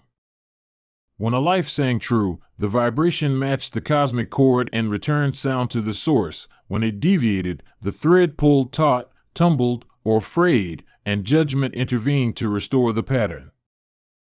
This restoration took many forms. Sometimes it came as correction, gentle and precise, guiding a person back into rhythm. Sometimes it was a trial that forced truth to the surface, as if a current had to be exposed to sunlight in order to clear itself. At other times, the process felt like pruning, severe but necessary, removing branches that shaded the growth of what was meant to be. Enoch learned not to conflate severity with cruelty. Judgment could appear stern and still be an act of care, oriented toward balance rather than punishment for its own sake. The cosmic laws were not blind to context. They observed intentions as well as actions, the set of the heart as well as the outward motion. Enoch saw that a small good deed performed with a corrupt motive cast a different shadow than a large mistake made from confusion and sorrow. The weighing happened in subtleties, a thought's timbre, the honesty of remorse, the endurance of love under pressure. This nuance unsettled common notions of fairness and demanded a deeper ethic, one that asked us to be honest not only in deeds but in the light with which we do them. As he ascended, Enoch also saw how the laws extended beyond individual souls into the architecture of the world. The seasons themselves were judicial cycles, measures that balanced growth and rest, heat and cold, silence and thunder. Rivers judged mountains by wearing them down, winds judged trees by bending them, stars judged night and day by their precise orbits. All of these were enactments of the same principle: proportion must be preserved for the flourishing of life. The cosmos enacted its rulings through processes that were both gentle and inexorable. Enoch was taught the language of symbols that made this balance legible. A beam of light might represent truth, a shadow might represent consequence, and a threshold might represent the moment of decision. These symbols were not merely metaphors but tools with which beings could interact with cosmic processes. By learning to read them, Enoch learned to navigate environments of judgment without being overwhelmed, to see how mercy could be invoked when the leanings of shadow threatened to overtake the ascension of light. Mercy, he discovered, was not an arbitrary exception but a calibrated variable in the cosmic equation. It could shift outcomes without breaking laws, it could bend measures without dissolving order. The narrative of Enoch insists on one paradox, that justice and mercy are not enemies but partners.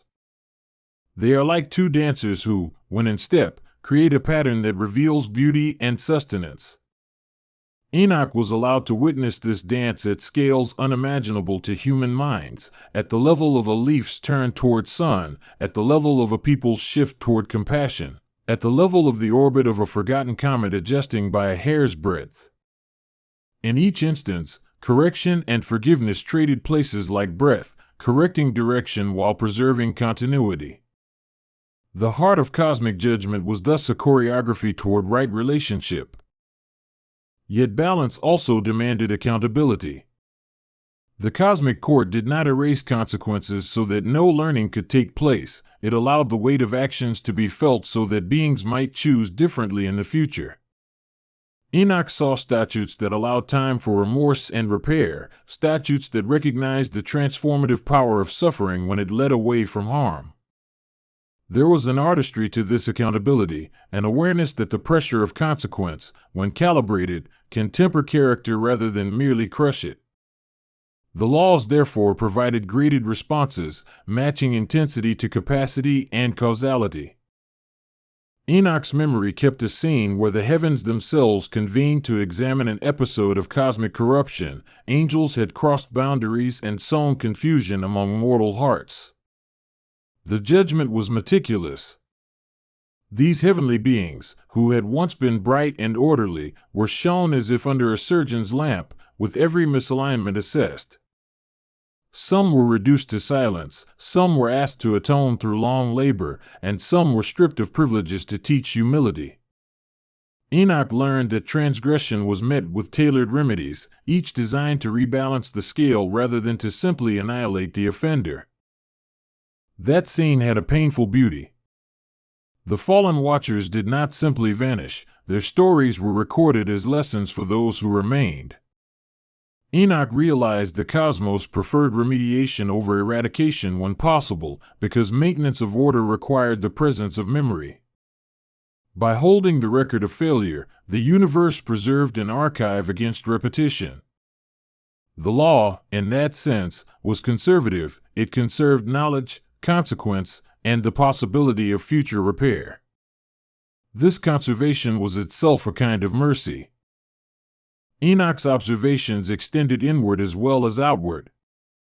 He watched the way a person's inner landscape reflected the larger cosmic architecture. An honest soul had horizons that aligned with starlight, with choices traveling in straight, luminous lines. A fractured soul sent off angles and shadows that intersected in harm. The cosmic laws seemed to prefer straightness, a directness of intention, clarity of motive, a simplicity of devotion. Yet straightness did not always mean rigidity, it meant fidelity to an axis of truth that allowed for growth and correction. That fidelity rarely arrived without struggle. Enoch saw beings who clung to patterns born of fear, who doubled back into shadows because they mistrusted the promise of light. The cosmic judgment did not remove their capacity for choice, rather, it made the consequences of their doubling back visible, palpable, and unavoidable. In this way, the system invited responsibility, not by coercive force, but by the inevitability of result. The universe's laws were insistently pedagogical, teaching through consequence until wisdom took root. Within these arches of law, Enoch glimpsed an economy of grace. When a life tilted toward light, the cosmos amplified its tending, opportunities opened, understanding deepened, and protective patterns arranged themselves like scaffolding. When a life inclined toward shadow, the system responded with restraint and correction, closing some avenues until the proper turning could be learned. This responsiveness was not mechanical but organic. It resembled how a gardener might pare branches to foster a tree's health. Such interventions always aimed to restore capacity for fuller flourishing. The role of free will in Enoch's vision was complex and central. The laws did not predetermine outcomes in a way that removed moral agency. Instead, they set boundaries within which freedom could be exercised meaningfully. Choices had weight because the system converted them into consequences that bore effect in reality. Enoch learned that freedom without consequence is meaningless, and consequence without freedom is cruel. The cosmic design, as he witnessed it, upheld both, threading them together so that moral decisions had both liberty and significance. Enoch also discovered that judgment had a temporal dimension that was difficult to fathom. Some judgments unfolded like the slow drift of continents, revealing their fullness over generations. Others were immediate, like lightning correcting a course midair. The laws allowed both quick correction and patient resolution, and they could span lifetimes, even transcending the apparent end of a single existence.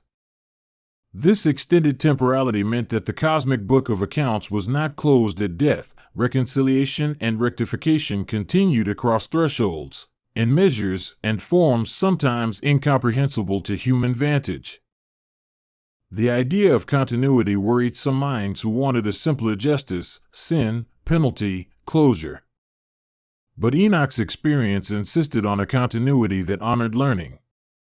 He saw souls shaped by consequences in ways that would have been impossible in a single lifetime.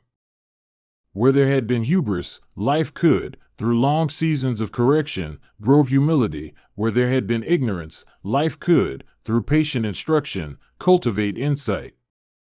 The cosmic court thus extended its mercy across the geography of time so that growth could be more than merely instantaneous repentance. It was a prolonged pedagogy.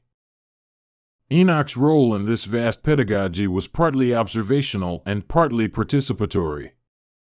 He served as a scribe, recording patterns and laws, but he also became a mediator, conveying truths back to human communities. Through him, the idea that the cosmos sought balance more than vengeance made its way into human imagination. His writings carried the tone of someone who had seen both severity and tenderness in action and who understood that the law's ultimate aim was to order for life. His reports emphasized the possibility of reconciliation and the need for human cooperation with cosmic principles. That cooperation, as Enoch described it, began with honesty. The first step toward aligning with the laws was a willingness to see one's own shadow without theatrics. To confess, in the quiet of a heart, was to allow the scales to register accurately and to permit correction to begin. Enoch taught that confession was not a public indulgence but a personal unburdening that let light enter where there had been deceit. When people embraced that process, the world itself responded with adjustments that eased the weight of consequence. He also emphasized the practice of care. The cosmos favored those who repaired what they could, who set right the harm they had caused, who devoted themselves to restitution when possible. Care was a practical application of alignment. It demonstrated an active turning toward the principles that kept the universe in balance. Enoch's lessons were not abstract exhortations but actionable practices that individuals and communities could adopt to participate in cosmic harmonizing. The moral life was portrayed as a craft that, when learned, tuned the soul to the music of the spheres. In one of his visions, Enoch stood before a great scale, an instrument that measured not pounds or measures but the proportion of light to shadow within a single life. He watched as memories, intentions, and acts were placed upon it like items of different densities. Some things floated, insubstantial and easily corrected, others sank, heavy with consequence. The angels adjusted levers and applied principles to ensure the scale remained true, and Enoch learned how precise and patient that tuning could be. There was no sudden collapse, only a careful, often slow, balancing until the proportions felt right. That image of a scale became a recurring motif in Enoch's teachings. He insisted that we imagine the world not as a battlefield but as a balance, one that seeks equilibrium through ongoing adjustments. He noted that extremes in one direction inevitably produce countervailing movements in the other, and that wisdom lay in anticipating and softening those reactions. The laws of the cosmos were thus prophylactic as well as corrective. They maintained conditions that minimized rupture and maximized restorative possibilities. There was an intelligence in the way consequences were distributed, a prudence that avoided waste. Enoch encountered beings who misunderstood the nature of correction and revolted against it. They resented the way shadows mirrored their faults and lashed out at the laws themselves. But the cosmos, he observed, simply continued its work, measuring and realigning without malice. Those who refused to submit to the gentle authority of consequence often found their resistance itself becoming a heavier shadow, a compound weight that made later correction more demanding. Resistance, in that sense, was an additional variable that the laws accounted for with unblinking exactness. To see the laws in operation was to see mercy tempered by consequence, compassion undergirded by structure. Enoch's accounts insistently framed divine action in ways that resist easy caricature. God was neither a tyrant who delighted in suffering nor an indulgent spirit who ignored the reality of harm. Instead, Enoch portrayed a cosmic caregiver who upheld a system of laws for the flourishing of all beings. Judgment, therefore, was not arbitrary wrath but a means of preserving the possibility of life in its fullness. It was an ethic embedded in the architecture of being. The balance of light and shadow also had aesthetic dimensions that Enoch could not ignore. Beauty itself, he discovered, relied on contrast. Color gains depth through shade, melody gains meaning through silence, and character gains resonance through trials. The cosmos used shadows to sculpt light in ways that produced richness rather than monotony. For Enoch, the presence of shadow in a life could, if engaged rightly, deepen the quality of light that eventually shone through. This understanding made the presence of difficulty less absurd and more intelligible, as part of a grander design. Still, the presence of shadow often unveiled ugliness that demanded correction. Enoch witnessed systems of oppression and patterns of deceit that had calcified into structural darkness, not merely individual failures. The cosmic laws responded to these structural shadows with mechanisms that targeted systemic imbalance, not only personal misstep. There were patterns of collective reckoning that unfolded across generations, where communities had to be reshaped, reparations made, and cultures of compassion installed.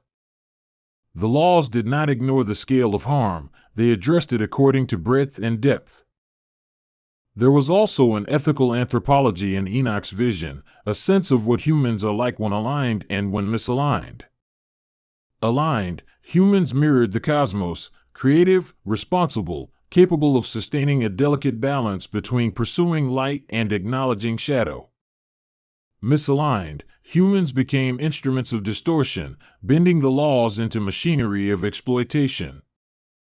Enoch's instruction encouraged the cultivation of virtues that allowed people to participate in cosmic balance: humility, courage, patience, and a disciplined tenderness.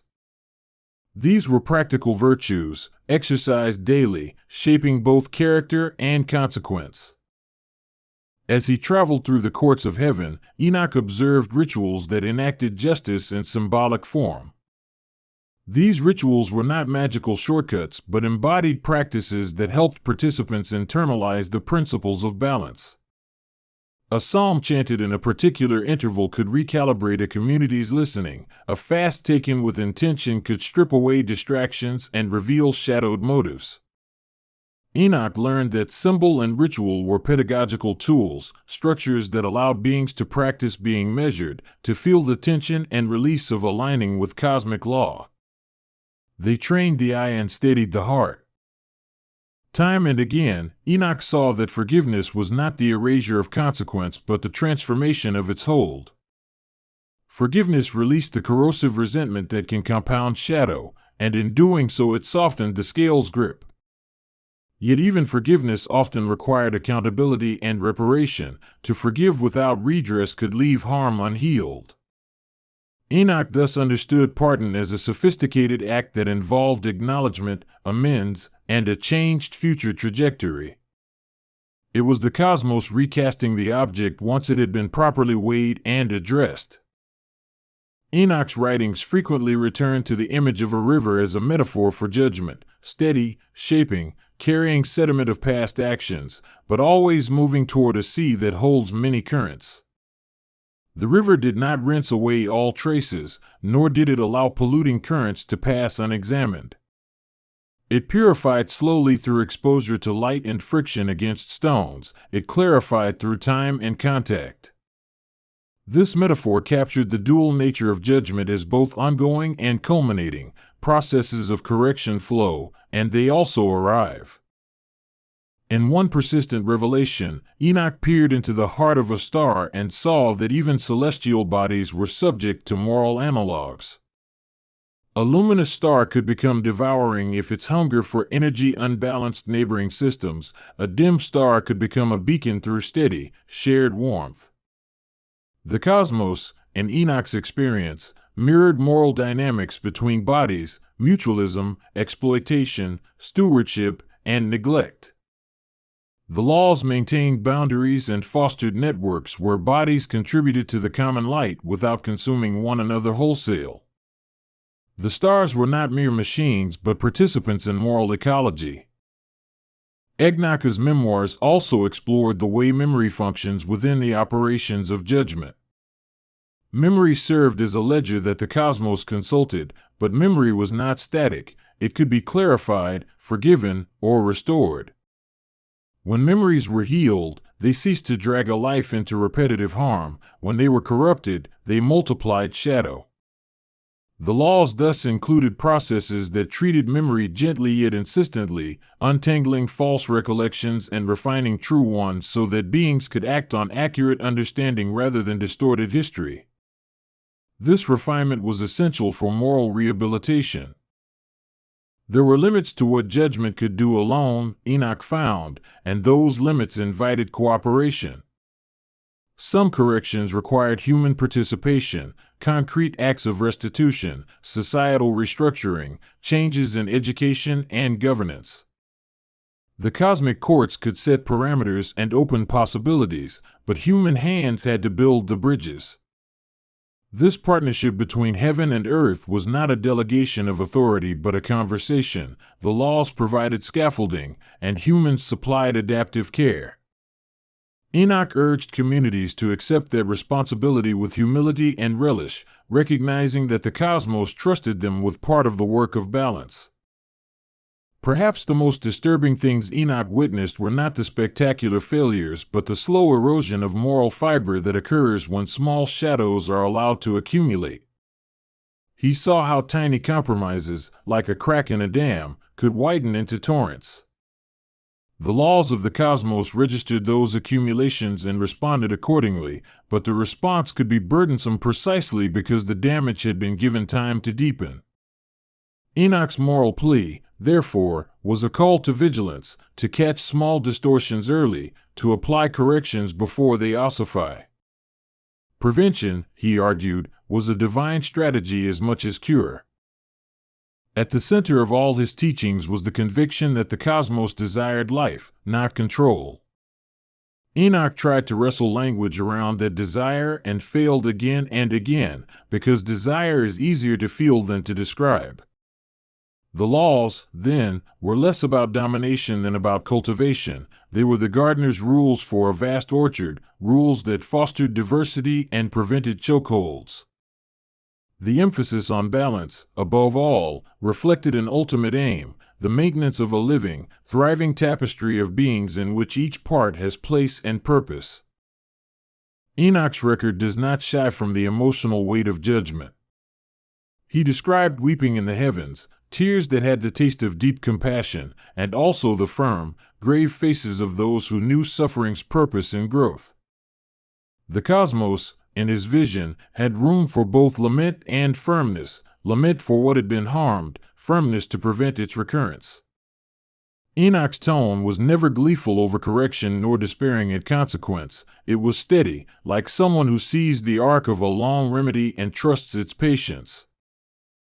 He also recounted moments when the balance seemed precarious, when forces of shadow gathered like storm clouds and the laws were tested in extraordinary ways.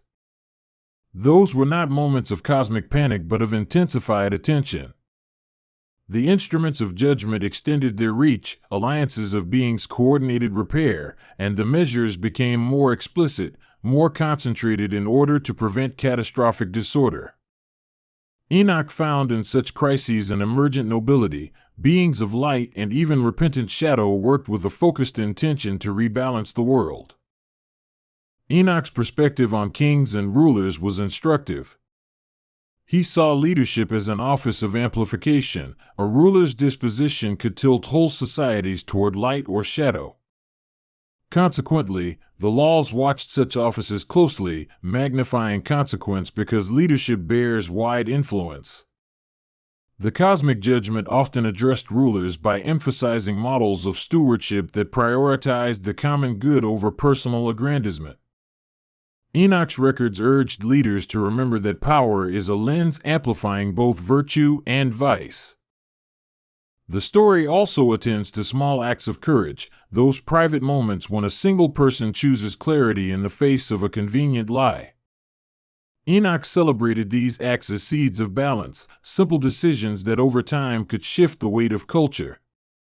The cosmic laws rewarded such acts not by favoring some for privilege, but by arranging circumstances in which truth could prosper, better understandings, healing opportunities, and the slow alignment of systems to support similar choices. In Enoch's vision, courage generates leverage for cosmic rebalancing. Yet balance was never total homogenization. The laws allowed for difference. The cosmos prized a kind of ordered plurality, where variation existed within bounded harmony. Just as a symphony needs different instruments, the world needs diverse beings with varied gifts and temperaments. The laws ensured that differences did not become domination and that niches of uniqueness could thrive without destabilizing the whole. Enoch's awe at this subtleness grew as he witnessed examples of wildly different creatures coexisting under laws that preserved both identity and common welfare. Part of Enoch's message was a moral psychology of repair. He mapped the stages by which a person moved from denial toward reconciliation, recognition of harm, willingness to receive consequence, active restitution, and finally reintegration. Each stage corresponded to a cosmic process, and the laws provided forms for each, such as rituals for admission, tokens of restitution, and ceremonies of return. The careful sequencing preserved dignity while ensuring accountability, so that repair would be genuine rather than nominal. This choreography of reintegration embodied a deep respect for the capacities of persons to change. There were also counsels about grief. Enoch observed that grief itself could be a formative instrument of balance, teaching patience and the humility of limitation. The laws did not seek to eliminate grief, but to unfold it into a larger process that could transmute sorrow into wisdom. Communities that learned to grieve properly did not harden into bitterness, but matured into tenderness. For Enoch, grief was thus a teacher of cosmic proportions, exposing the depth of attachment and offering lessons in letting go and conserving what truly mattered. An extended part of Enoch's account deals with the role of beauty in correction. Beauty, he said, draws beings toward light by making the possibility of harmony visible. Architectures of beauty, songs, gardens, art, acted as attractors, subtly realigning desire toward forms that reflect balance. The laws, therefore, permitted and encouraged beauty as a means of education. Enoch suggested that societies devote themselves to creating environments that magnetize the heart toward light, recognizing that aesthetics have moral consequence. The shepherding of communities, according to Enoch, required both public structures and private disciplines. Public structures, laws, courts, schools, set the outer boundaries of permissible conduct, while private disciplines, meditation, confession, acts of service, trained inner muscles of restraint and compassion. The cosmic judgment operated on both levels, calibrating public remedies for systemic failures and private corrections for individual misalignment. Enoch's vision thus comprehended a whole ecology of care, where outer policy and inner formation worked together to sustain balance. As Enoch moved through time, he noticed patterns of renewal, cycles in which once dark regions became light and once luminous orders declined into shadow. These cycles were not moral fatalism but rather complex feedback loops, choices aggregated into cultural directions, which then shaped new choices. The laws monitored these loops and nudged them when necessary, sometimes accelerating renewal through providential openings, sometimes allowing dark seasons to exhaust themselves so that rebirth could occur. The cosmos, in its patience, trusted cycles as means of maturation. There was also an ethics of humility embedded in Enoch's account. Creatures who sought to dominate cosmic processes found themselves entangled in the very complexities they tried to command. Presumption, Enoch saw, drew proportional correction, a kind of cosmic irony that brought hubris low not merely to punish but to reconstitute perspective. The laws corrected the proud in ways that aimed to restore capacity for participation rather than to inflict humiliation for its own sake. That restorative aim remained a consistent thread through all the forms of judgment he witnessed. Enoch's cosmology included an idea of covenant, binding relationships that held parties accountable to one another. Covenants were not contracts in a legalistic sense, but living agreements that structured shared life. They created expectations and instruments for redress when breaches occurred. The cosmic laws respected covenantal bonds, often increasing the resources for restoration where promises had been made and violated. Thus, those who lived in covenanted communities had both greater responsibility and greater assistance for repair. Alongside covenants were the notions of promise and hope, forces that buoyed the process of judgment with expectancy. The laws did not operate in a vacuum of bleak calculation. They functioned within a horizon of hope that wrongdoing could be corrected and beauty restored. This hope was not naive. It was grounded in the history of repair the cosmos had already accomplished. Enoch's voice is suffused with this confidence, urging listeners to trust that despite darkness, the universe tended toward redemptive alignment. Enoch's encounters with beings from other realms deepened his understanding of the universality of these laws. He met creatures whose forms were unfamiliar but whose concerns mirrored human ones: integrity, relationship, flourishing. Across forms and species, the balance of light and shadow persisted as the governing principle. This universality gave Enoch a sense of kinship across creation, a conviction that the laws were not parochial but cosmic, intended to maintain a world abundant with difference and life. Central to all this was a theological claim that Enoch rarely stated bluntly: the cosmic laws were not accidental but intentional. They reflected the mind and will of a source whose nature was to foster life through ordered means. Enoch's descriptions avoided theological dogmatism and instead invited reverence. These were laws observed because they were good and true, and they operated with the gravitas befitting the architecture of being. He asked listeners to imagine the laws not as arbitrary impositions but as the furniture of a house designed for living. If the laws were the furniture, then moral practice was the manner in which inhabitants arranged that house. Enoch repeatedly urged practices that kept the domestic harmony intact: confession to clear the clutter, repair to restore broken rooms, gratitude to maintain warmth, and service to share light. The cosmic judgment interacted with these practices, sometimes intervening when neglect threatened the house's integrity. The imagery helped people see moral life as ordinary work, important and continuous, rather than sporadic heroism. Enoch's experiences also revealed that the cosmos honored those who acted for reasons beyond self-interest. Sacrificial acts, small or large, had disproportionate effects on the balance, not because sacrifice was inherently more valuable but because it reoriented desire away from consumption and toward contribution. The laws recognized such reorientation and supported the flourishing that followed. Enoch's accounts thus commended lives lived for others as engines of cosmic realignment, ways in which light could multiply and shadow be diminished. There were difficult passages in his record, moments when entire cultures persisted in harmful systems and the cosmic laws seemed to work slowly.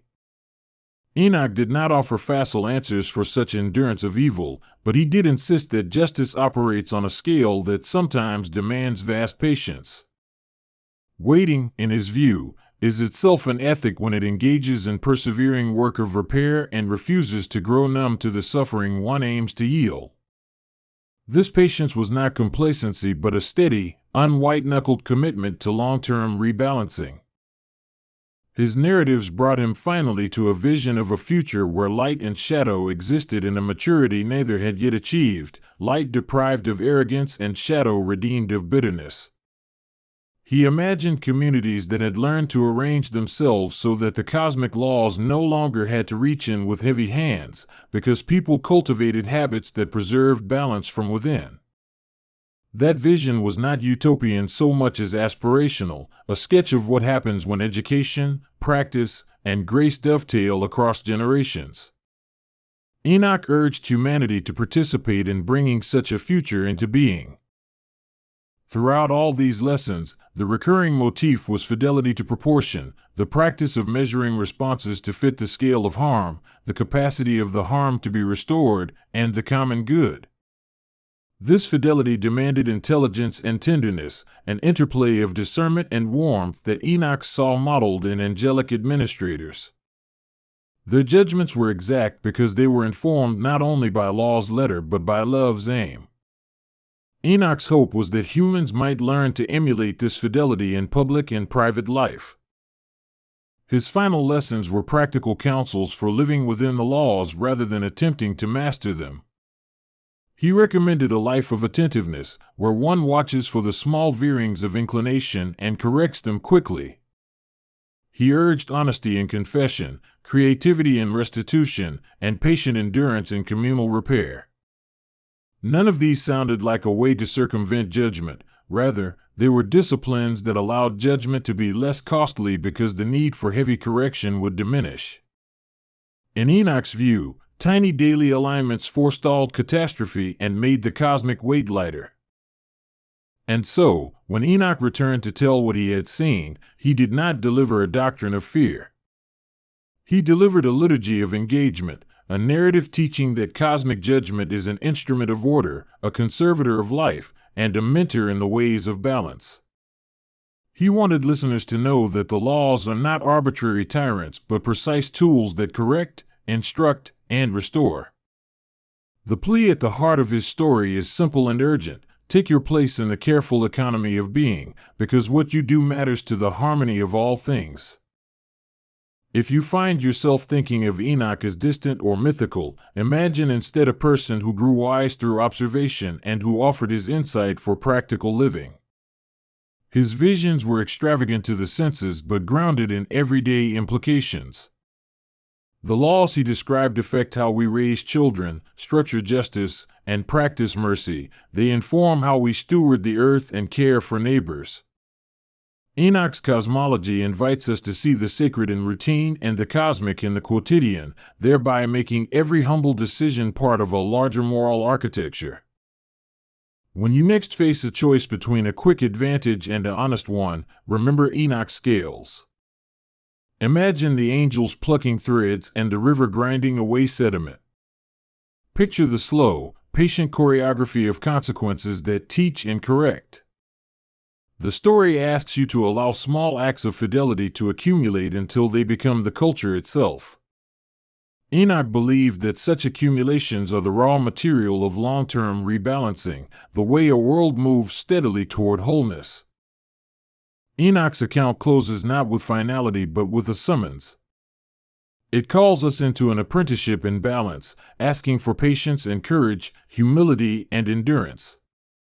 The cosmic laws, as he depicted them, will continue to measure and to mend. Whether they have to do so with heavy hands or with light touch depends largely on us. To live under these laws is to accept both responsibility and care, to commit to a way of life that protects the possibility of flourishing for ourselves and for generations to come. The judgment he describes invites us not merely to fear but to participate. And so the story keeps its quiet insistence that the balance of light and shadow is the great task entrusted to all who dwell under the heavens. Enoch's witness is meant to be a practical manual in narrative form, guiding hearts toward measures that conserve life.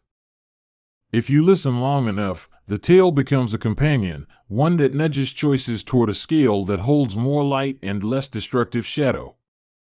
In the end, the cosmic judgment he recorded appears less as a threat and more as the calibrated labor of a universe determined to keep its promise, to be a home for life, ordered and beautiful, where light and shadow play their ordained roles in a vast, patient economy of restoration. In the beginning of this telling, imagine a man named Enoch walking beneath a sky so vast that it seemed to carry a language of its own. He did not stumble through it like someone lost. He listened as if the world were speaking to him in soft syllables made of light and distance. The stars did not simply glitter for amusement. They murmured rhythms and rules, patterns that threaded from one distant sun to another. Enoch learned to hear them as one learns a dialect after a long summer in a foreign valley, with patience and a small, steady appetite for meaning. The voice of the heavens was not a voice in a single tongue but a chorus of motions and intervals, the steady procession of planets, the slow incline of comets, the sudden surges of meteor showers. Each movement carried weight, like a syllable in a cosmic grammar, and Enoch began to sense that these motions were organized according to laws more ancient than any law he had known in the city or the field. They governed not only the paths of celestial bodies, but the measure of tides, the rage of storms, the cycles of life and the quiet of death.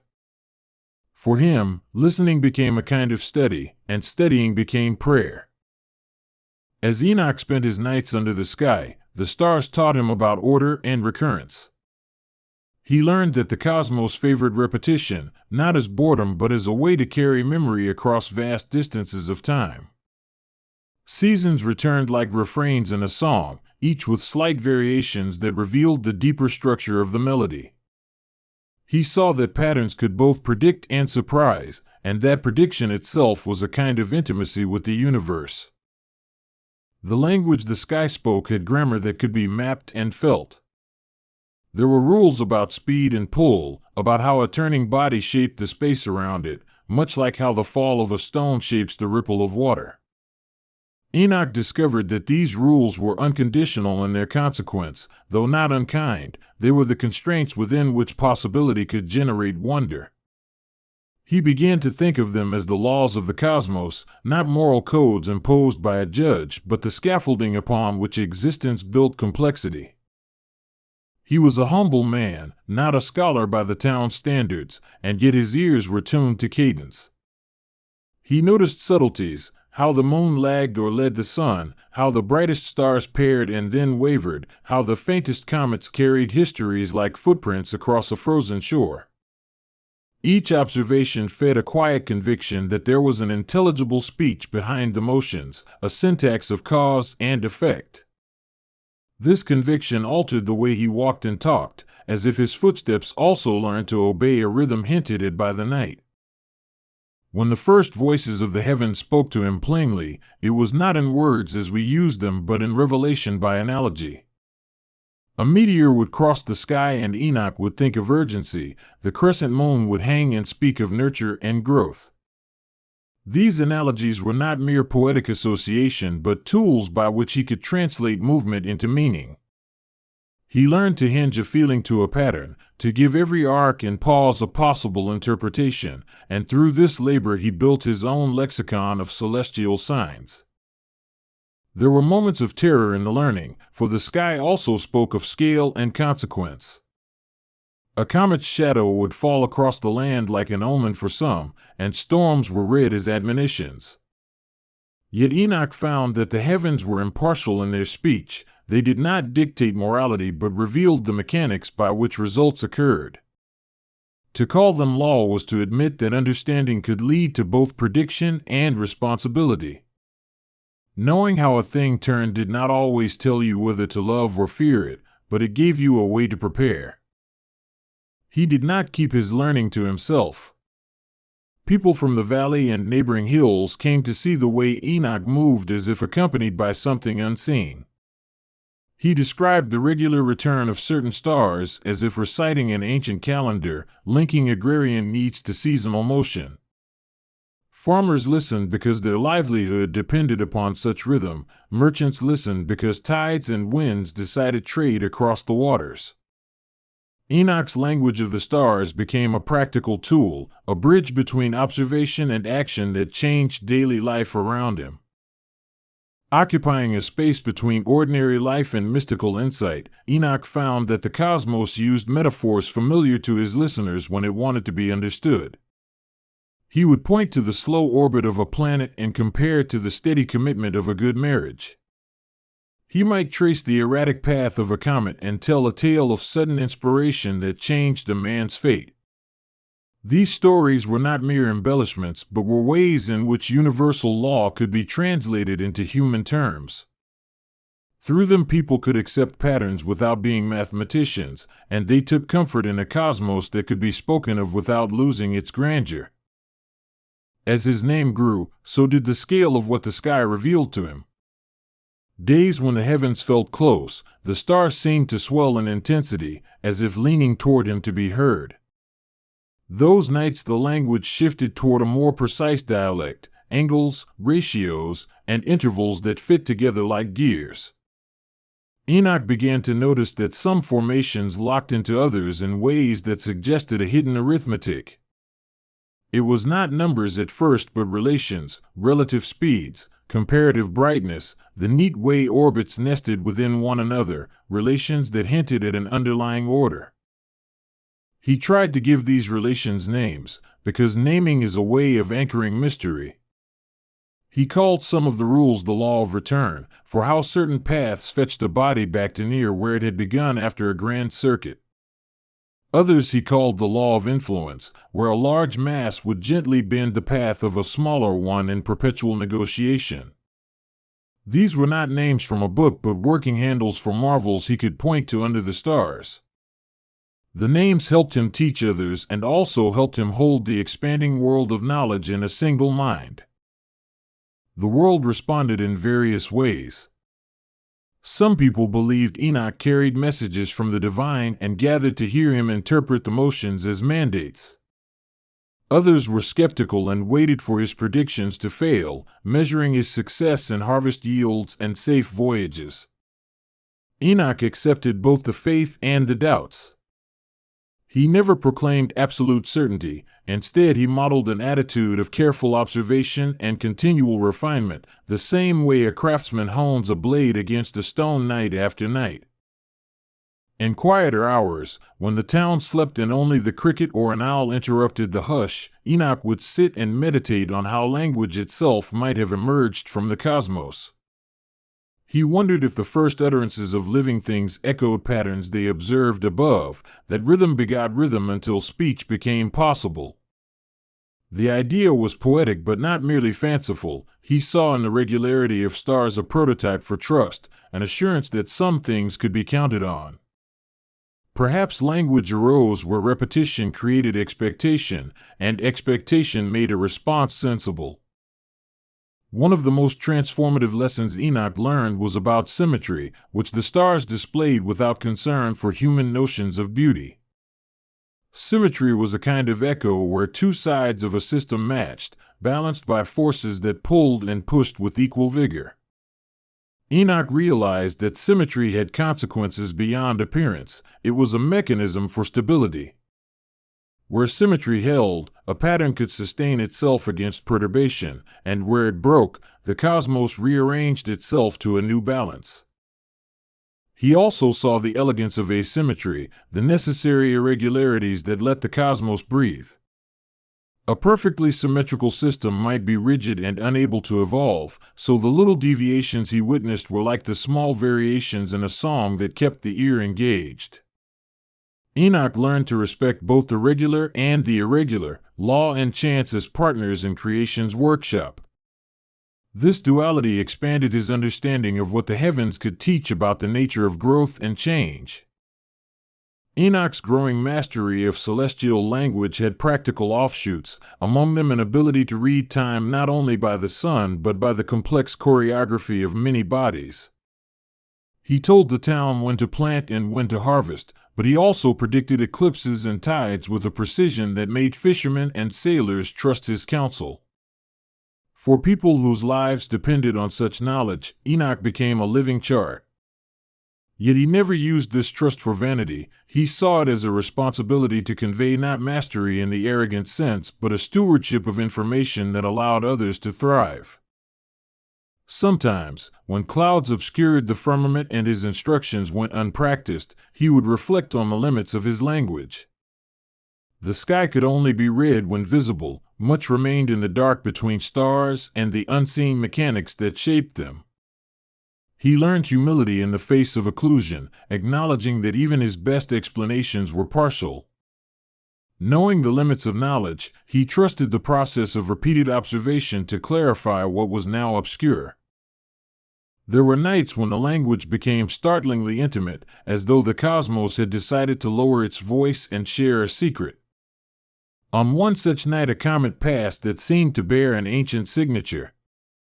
Enoch watched it and felt an impression of memory, as if the moving body carried within its path an account of epochs long past.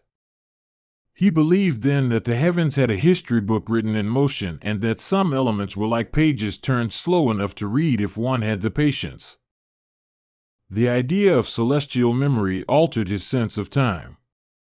He had grown up thinking time was a river that flowed forward at the same pace for everyone, but now he saw pockets and currents, eddies where events from distant eras folded back and spoke to the present. These folds were recorded in the orbits and compositions of bodies that had existed since the world's infancy. Enoch's listening turned into a form of archaeology, a careful excavation of what motion could tell about origin and destiny. Eons of change moved across the heavens like a slow, complicated argument. Enoch was not privileged to hear every phrase, yet he could catch fragments that illuminated broader claims about causality and consequence. He detected the way gravitational pulls nested, how one orbit might entrain another in a cooperative dance. This revealed to him a cosmos where influence multiplied through networks, where causes rarely remained local but communicated their effects through delicate chains. This sense of connectivity made Enoch contemplate responsibility in a new light. If the heavens linked actions across scales, then even small choices might have unexpected reach. He began to counsel kindness and prudence not as moral dogma but as practices that echoed positively through networks of consequence. People found this reasoning persuasive because it drew on a visible principle: what moved the sky moved the earth, and what moved the earth moved human life in many directions. One of the more difficult lessons was the cosmos's indifference to human longing. The stars obeyed their laws without malice and without favoritism. Sometimes a storm would ruin a hoped-for harvest despite Enoch's correct forecast.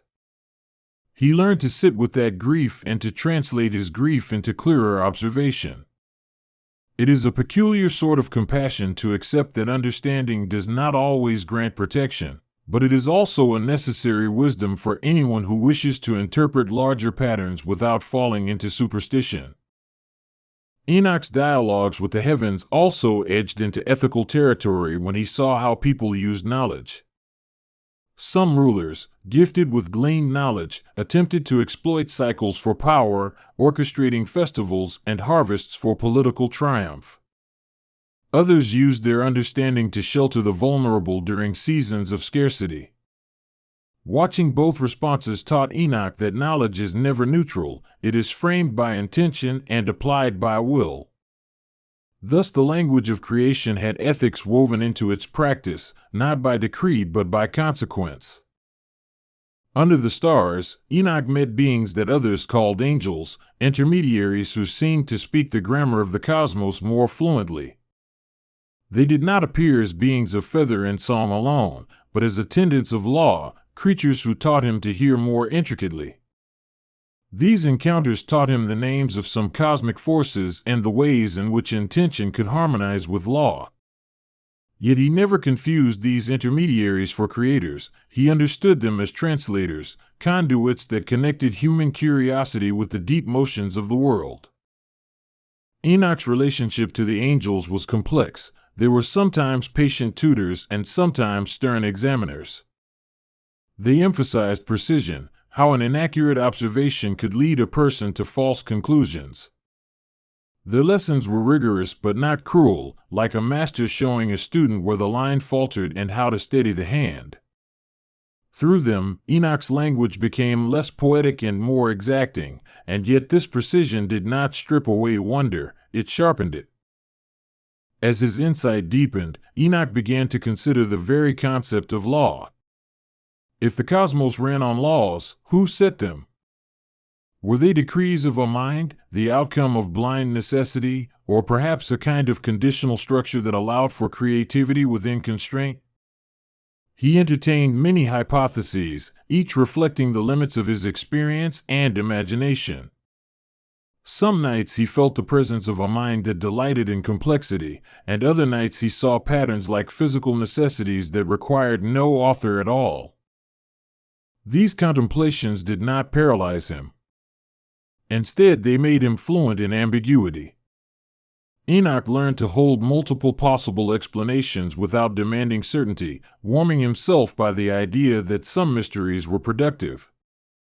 He understood that having a few different models for the same observation could be a strength, because each model illuminated a different facet of the phenomenon. This pluralistic stance became a hallmark of his teachings and a reason why many came to him seeking counsel across fields as disparate as agriculture, governance, and personal sorrow. The further he listened, the more Enoch recognized that the cosmos used a variety of voices simultaneously, some mechanical, some musical, some almost theatrical. Planetary motion was mechanical, with rules and predictable beats. The harmonics between bodies carried music, a kind of resonance that affected more than matter. It brushed at moods and atmospheres. Eclipses and rare alignments were theatrical, dramatic shifts that could alter perception and open new pathways for transformation. Each voice taught him a different way to feel and think about law. The musical aspects of the heavens captivated Enoch in particular. He experienced them as intervals and chords that shimmered in the chest, not just in the eye. These harmonic relations suggested that the cosmos spoke in terms akin to melody, where timing and balance mattered as much as position. He often found himself humming patterns he had observed, and the villagers slowly adopted these melodies in their own rituals. Music became a bridge between human heart and celestial mechanism, a living translation that allowed the community to embody the laws rather than merely recite them. In the quiet of his nights, Enoch sometimes composed what he called star songs, small arrangements inspired by planetary relations. They were not songs in the grand sense, but short cadences meant to calibrate a mind to listen carefully. When sung or hummed before certain tasks, these cadences oriented farmers and sailors toward a rhythm that echoed larger cycles.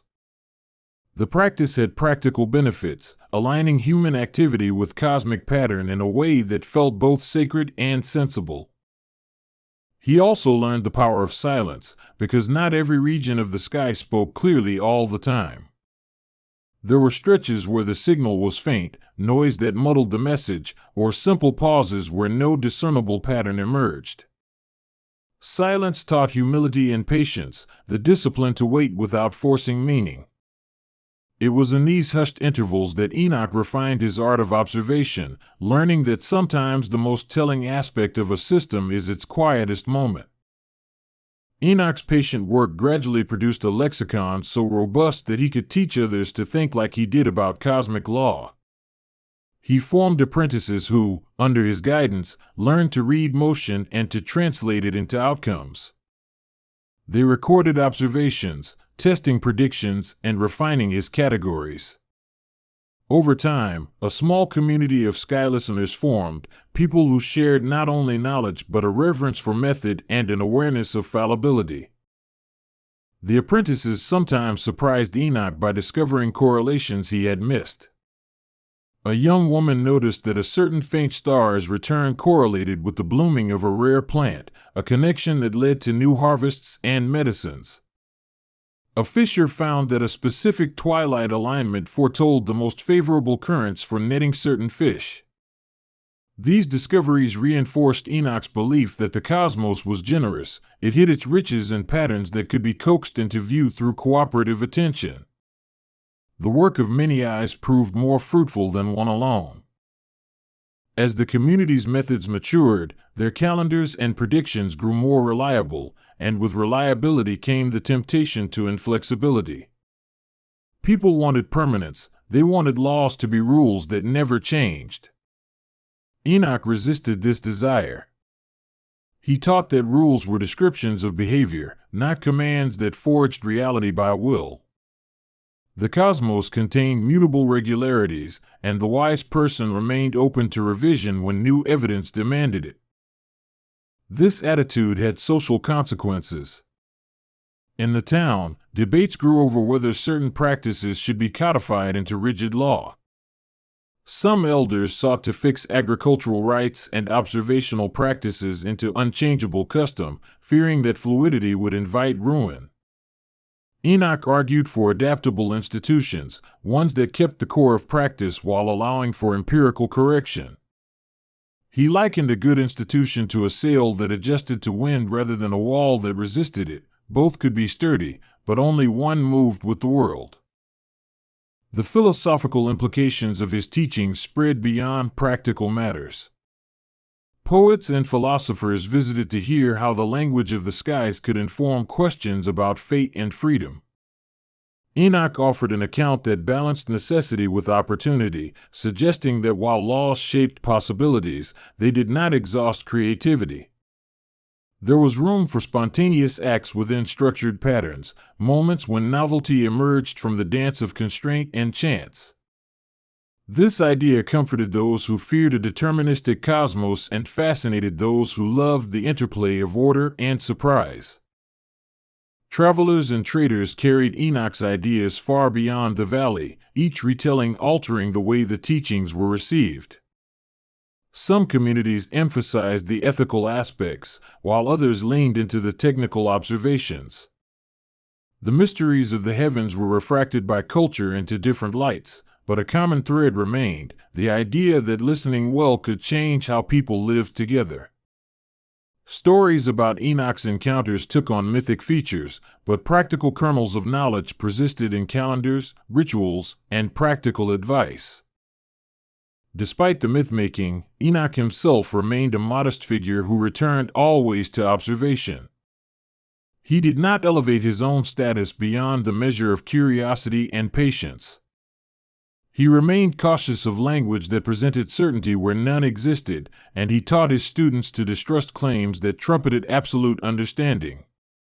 He believed that humility before the cosmos was not weakness but the proper posture for someone who dared to learn from forces far greater than personal will. There were also darker moments when political figures sought to harness celestial language for dominion. A ruler once tried to consult Enoch's methods to time a campaign for maximum advantage. Enoch refused to be an instrument of conquest, refusing to convert knowledge into a tool for oppression. His refusal created tension and risk, but it also clarified the ethical stakes of cosmological knowledge. To him, understanding without an ethic could become a lever of harm rather than a way to foster life. In private, Enoch wrestled with loneliness. Being a mediator between the visible and the invisible often left him mistranslated by others. People admired the outcomes but sometimes misunderstood his caution. On nights when even the stars seemed distant, he wrestled with the possibility that he had imagined more connection than truly existed. Those doubts, however, pushed him deeper into study. Skepticism became a spur rather than a retreat. One of the most lasting legacies of Enoch's work was the practice of creating maps that were not merely geographic but relational. These maps indexed the positions of bodies in a way that connected them to seasons, moods, and social needs. They acted like living documents, updated, annotated, argued over. Families kept copies and passed them down, and the maps shaped the rhythms of weddings, festivals, planting, and harvest across generations. The making of maps taught the community to trust evidence over superstition, to privilege repeated observation over single omens. Yet the maps also accommodated mystery. They included margins for notes the way a good conversation has pauses for reflection, allowing space for rare phenomena that did not fit the ordinary grids. This method of living with both record and margin resonated with Enoch's balanced approach. Laws described what generally happened, and the margins permitted the unforeseen. Enoch noticed that cultures far removed from his valley had parallel practices, independent inventions that suggested a shared human tendency to seek order in the sky. Nomadic people traced migrations by stars, desert dwellers kept track of waterholes by lunar cycles, and coastal communities charted the moods of the sea by distant alignments. These convergences hinted at universality in human intelligence. When faced with vast uncertain environments, communities turned their face upward and listened. The cosmos had a voice that many tongues could interpret independently. As his fame spread, scholars from distant lands sent questions and gifts, seeking insights into the more abstract laws he had known. Enoch engaged with them not as a lecturer but as a fellow traveler. He wrote down his observations, careful to separate conjecture from demonstrated pattern, and he left space for other thinkers to add corrections and compliments. His writings were not finished monuments but collaborative tools, invitations to ongoing dialogue. In time, the practice matured into ways of thinking that spanned disciplines. Astronomers, in a primitive sense, emerged from astrologers and farmers alike, all shaped by the practical needs of life under open skies. Enoch watched as observation and theory braided together, sometimes tensioned, sometimes harmonized. He encouraged this integration, believing that the language of creation was best learned collectively, through many hands and many eyes. Even as methodologies evolved, the core of Enoch's insight remained: the cosmos spoke in patterns, and those patterns could be learned. He resisted the temptation to place supernatural narratives above observable regularities, favoring an approach that embraced empiricism without sacrificing awe. For him, reverence and inquiry were not enemies but allies. The more he learned, the more he adored the intricacy and the mercy of predictable systems that allowed life to plan and thrive. There were practical inventions inspired by his models: improved calendars, better timing of communal labor, and more reliable navigation techniques.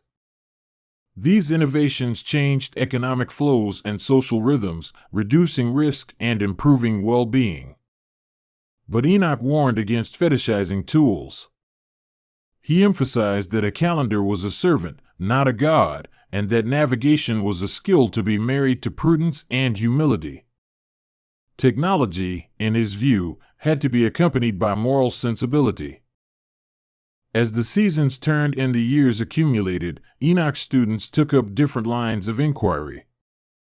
Some pursued the music of the spheres and developed ritual arts that synchronized communities to celestial cycles. Others dug into the mechanics, refining methods of measurement and prediction. This diversification pleased Enoch, as he saw in it the signs of a living tradition that could adapt and grow. Each branch carried forward a piece of the original conversation between human curiosity and skyward pattern. The story of Enoch and the cosmos often drew comparisons to mythical figures in other cultures who also heard the stars. These parallels suggested a shared archetype: the listener who receives the language of order.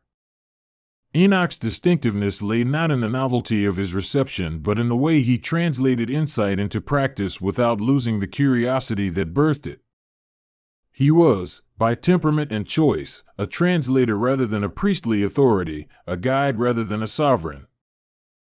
But proximity to power remained a risk, and history recorded both the noble and the ignoble ways people used celestial knowledge. When rulers tried to monopolize it, Enoch insisted on openness, advocating that knowledge derived from the sky belonged not to elites but to entire communities whose lives it shaped.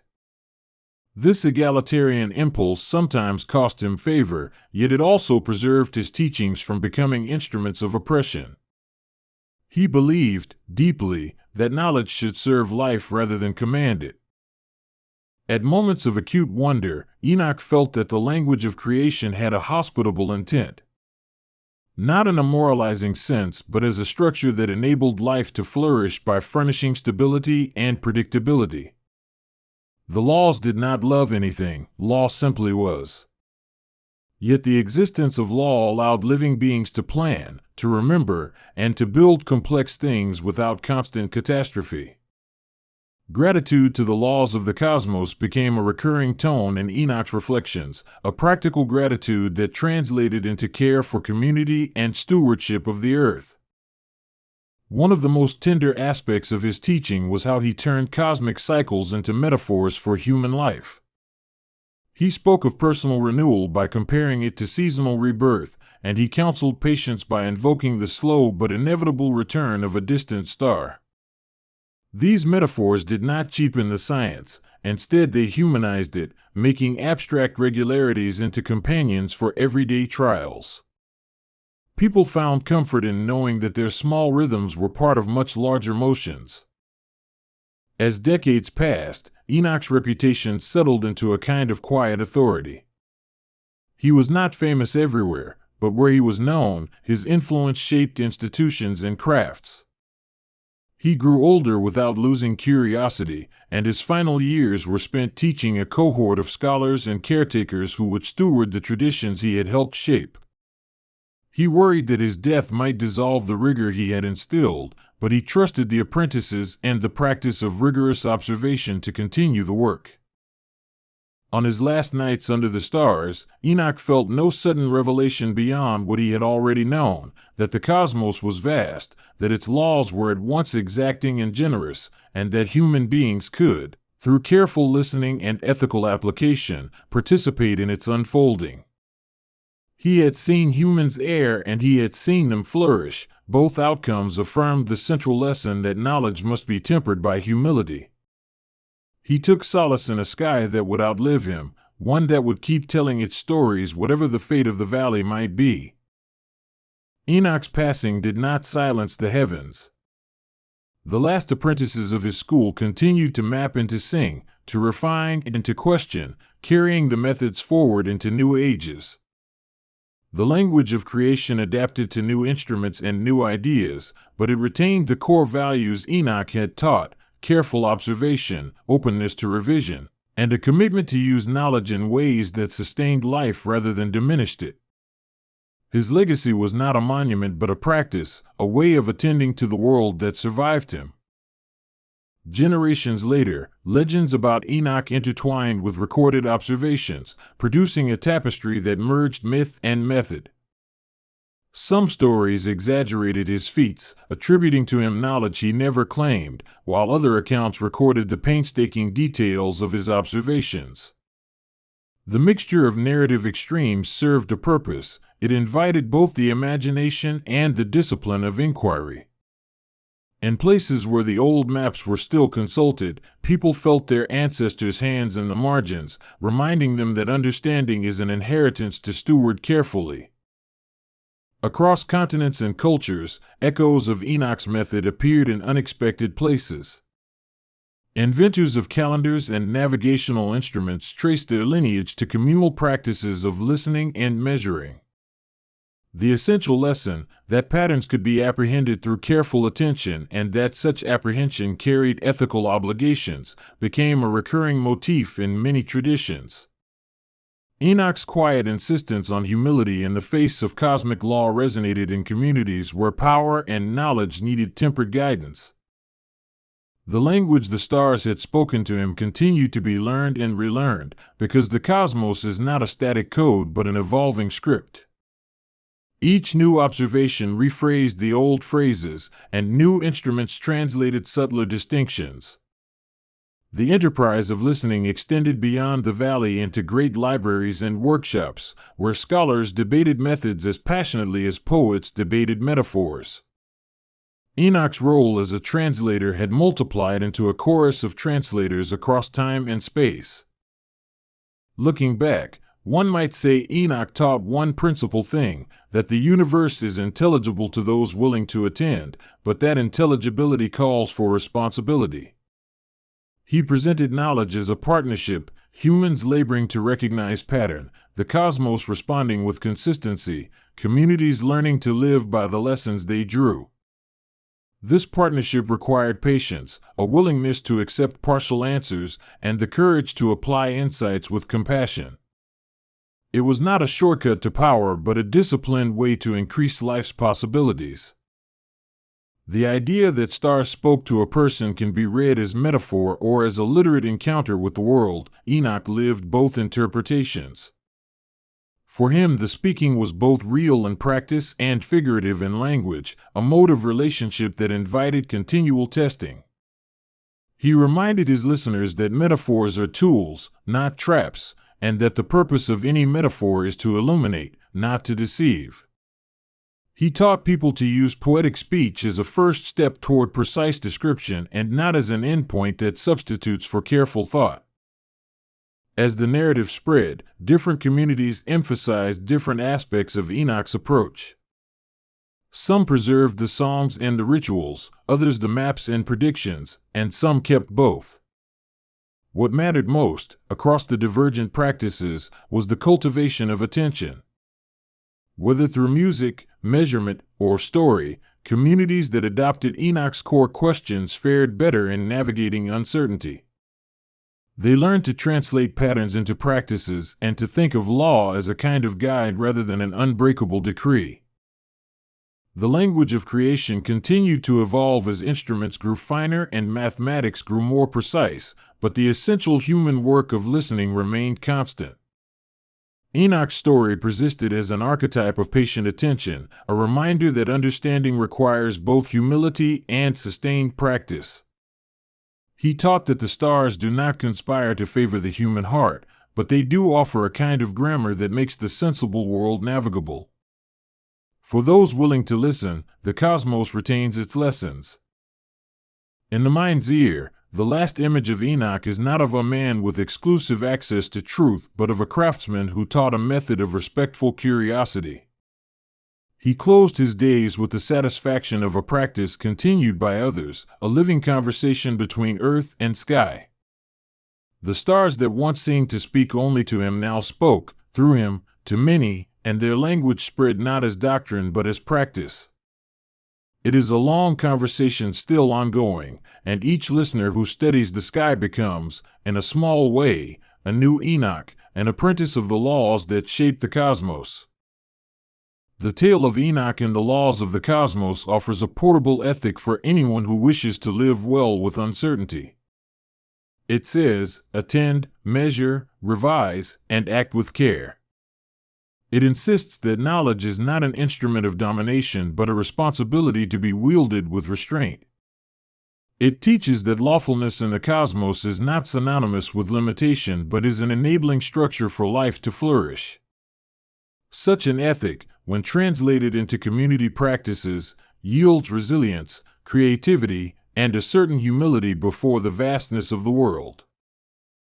As listeners on long drives or late-night shifts hear this story, imagine the sky above you as a text that changes slowly and richly. Think of the stars not only as points of light but as a grammar of motion. Consider how the principles Enoch learned, attention, modesty, public-mindedness, might shape your own responses to the rhythms you depend upon. The language of creation remains available to any who quiet their noise long enough to perceive it. And so the conversation continues, night after night, generation after generation. The skies keep making motions that can be read, not by revelation alone, but by the patient labor of community, discipline, and moral imagination. Enoch found a way to listen and to teach others how to listen, and that legacy carries forward even now. In every patient act of observation and in every ethical application of hard-won knowledge, the voice of the stars finds new ears and fresh mouths to translate its ongoing script into lives well lived. Enoch walked in a time before clocks dictated the rhythm of life, when nights and days were measured by the slow turning of the sky and the breath of the earth. He carried questions like small stones in his pockets, each one a weight and a clue. He did not ask for answers as a man demands bread. He listened for answers as a traveler listens for a road. His path led him to places where the wind seemed to speak in careful syllables and where the trees bent as if in recognition. The world there had a hush, a kind of attentive quiet that made ordinary sounds feel like part of a larger sentence. In that hush, Enoch learned the first lesson, that the universe is not merely a backdrop but a living grammar, and that laws are not chains but patterns of speech. It began with small observations that became larger as he followed them, the way a river curved around a stone, the punctual way a bird returned to its nest, the predictable bloom and rest of plants. Each repetition suggested rule, and each rule hinted at intention. Enoch named that principle harmony, and he treated the name like a compass, letting it point him deeper into the world. Harmony, he discovered, had many faces. There was the visible kind, the movement of planets and seasons that anyone could see if they watched long enough. There was the invisible kind, the moral undertow that shaped human decisions and the consequences that followed. And there was another kind, almost a music, where mathematics and melody braided together and gave form to both light and law. In the nights when stars spilled across the heavens like seeds cast on black linen, Enoch felt the presence of order more keenly. He would stand and watch the steady procession of constellations and sense the pulse behind them, an unseen conductor tapping beats into the fabric of space. He thought of that conductor not as a distant force, but as an intimate rulemaker, someone whose statutes were expressed not in decrees but in rhythms. From those rhythms came the idea of the laws of the cosmos, not arbitrary commands, but necessary relations that made existence possible. Gravity was one such relation in the age he saw it, binding bodies to each other with sympathy. Yet Enoch understood that laws reached beyond force and mass. They governed cycles of birth and decay, the turning of seasons, and the unfolding of moral consequences through time. So he sought teachers who were not only human but also otherworldly. Angels, in the languages of his people, were not distant chimera but messengers of form, beings that embodied the rules he sought. They did not speak to him in ordinary words. Instead, they revealed structures, diagrams of meaning, harmonies of sight and sound, that translated into human understanding as both law and story. One angel showed him the geometry of the heavens and how angles could translate to fate. The lines drawn by the angel were both precise and alive, like the ribs of a leaf that guided sap and growth. Enoch learned that shape determined path, a curve compounded could become an orbit, a wedge could become a decision that split futures, and a circle could mean a return that was not repetition but refinement.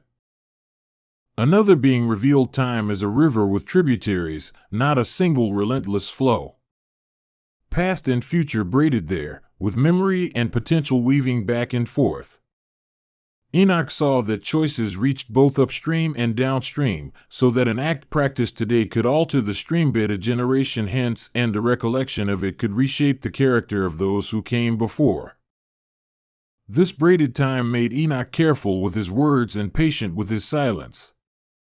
He realized that speech is not only utterance but an act that echoes along the branches of history. If you say a name aloud, you do not simply label a thing, you call it into relation, you make an arrangement that might reverberate through the lives of many. From that observation came his understanding of responsibility. The laws of the cosmos, as he saw them, included moral economies where action begets pattern. Goodness was not merely obedience, it was the cultivation of resonance with the harmony of things. Evil, by contrast, was the distortion of the pattern, a note played out of tune that dissonated and spread. Enoch's vision of harmony extended to the human heart. He recognized an internal architecture that mirrored the cosmos. Desires, fears, and hopes formed networks like constellations inside the breast. To align the inner network with the outer law was to live in accord with the universe. The practice of such alignment required discipline, self-examination, and the willingness to adjust one's life like an instrument tuned for delicate music. He kept discovering laws hidden in plain sight. There was the law of balance that maintained life in forests where predator and prey circled one another. There was the law of reciprocity in communities where generosity invited mutual flourishing. His revelation was not that rules existed, but that they were interwoven, to touch one thread pulled at others in ways sometimes subtle and sometimes seismic. As he wandered, Enoch paid attention to thresholds where one law seemed to yield to another. Dawn is one such threshold, a place where light overtakes darkness, but the memory of night lingers in the cool. At these junctures, the cosmos taught him that transitions are themselves governed by pattern, and that passage requires rites and small, honest acts to acknowledge the shift. The stars became his teachers of scale. From the smallest mote of dust in a sunbeam to the sweep of galaxies, the cosmos exhibited repeating motifs. Patterns recurred not as boredom but as signatures, themes varied and echoed across size and time. Enoch learned to read these signatures, to find the small analog of a giant pattern in the humblest of things. One night an angel took him beyond the circle of familiar stars and showed him a map of relations that extended into realms Enoch had not named. There were filaments of light like the veins of a leaf, and nodes where worlds clustered in conversation. It felt like listening to a choir where each voice mattered and each silence shaped the song as much as the notes did.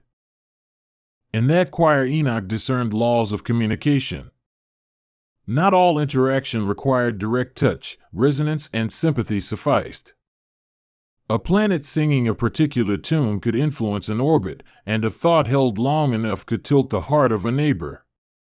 These were subtle effects but cumulative, and Enoch began to understand why some civilizations rise and fall not merely by war or famine but by the slow cultivation or neglect of common patterns.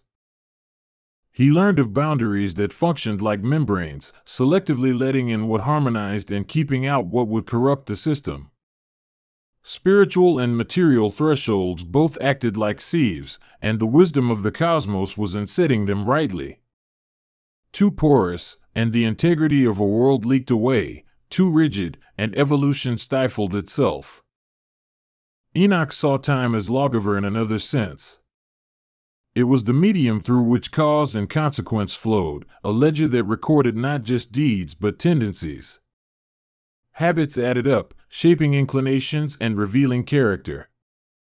This made the daily ordinary acts of life profound, because repetition carved pathways in both mind and cosmos. As the years passed, his insights gathered into a mosaic. He did not keep them for himself. He taught others by telling stories that disguised laws as tales, because the human ear softens when lessons arrive as beauty. His parables were like mirrors that reflected cosmic structures so subtly listeners could not resist turning them toward their own lives. People who listened to Enoch found their minds drawn into a practice. They began to notice correspondences. A stubborn wound in a field often corresponded with a hardened heart, a river out of its bed with a community out of its kind. The community started to practice small corrective rituals, mending fences, returning lost things, naming griefs, which, Enoch observed, had unexpectedly wide consequences. He explained that those rituals were not magic but alignment. When one mends, one sets right a relation and the currents of fortune adjust. It was as if the universe prefers coherence and rewards those who cultivate it. That reward was not always material. It was often a softening, a relief, a clarity that cleared the way for new growth.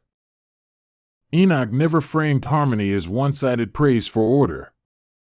He acknowledged disorder as a creative force too, because chaos, when tempered, becomes possibility. Wildness birthed diversity, and new patterns emerged at the margins where the prescribed laws met improvisation. He taught that to hold law and freedom in tension was itself a higher kind of order.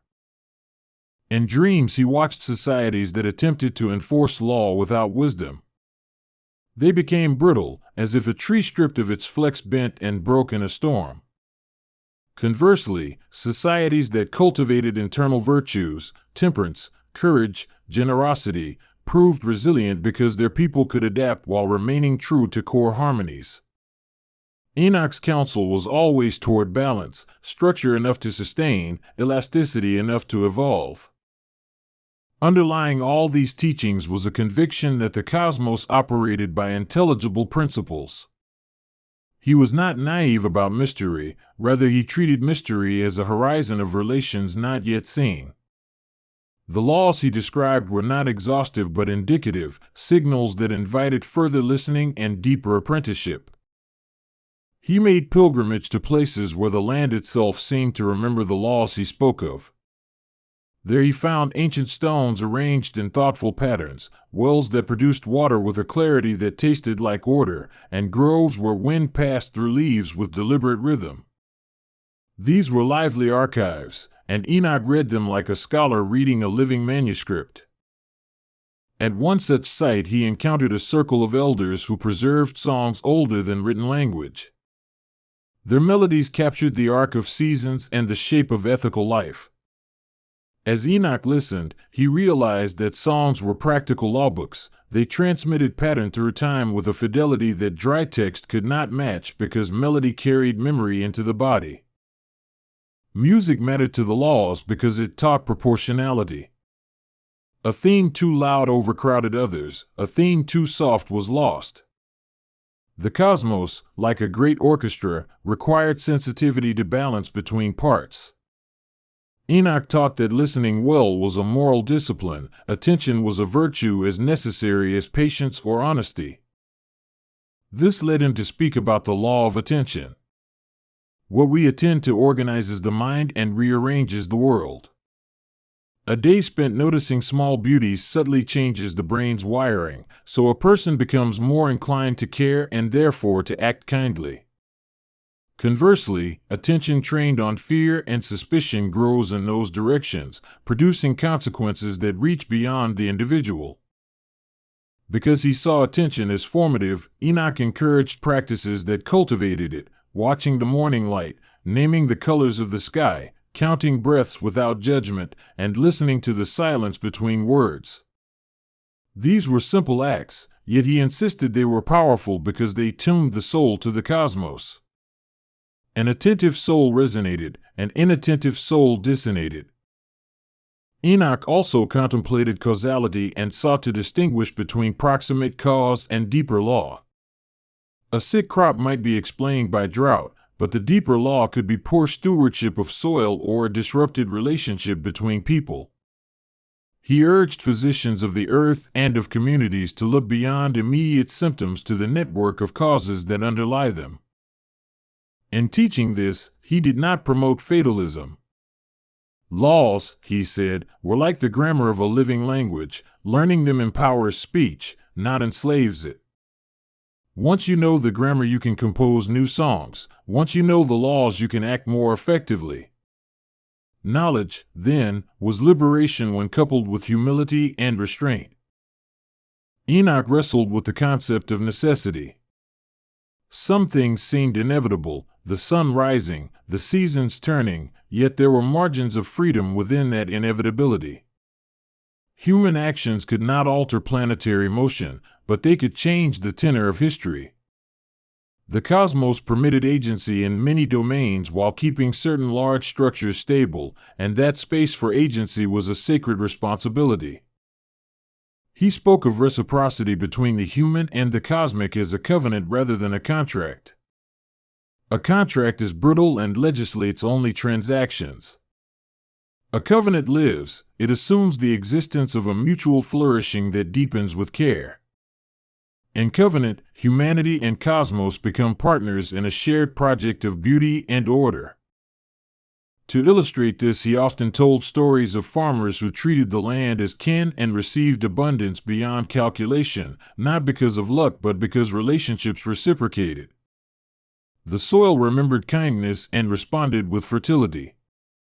In this way, the laws of ecology and ethics mirrored each other. The world rewarded the cultivation of life because that was the pattern of the whole.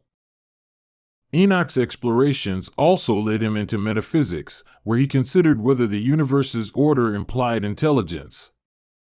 He wrestled with the idea that laws might be expressions of a mind, not in the narrow sense of a legislator imposing rules, but as the cosmos manifesting coherent intention.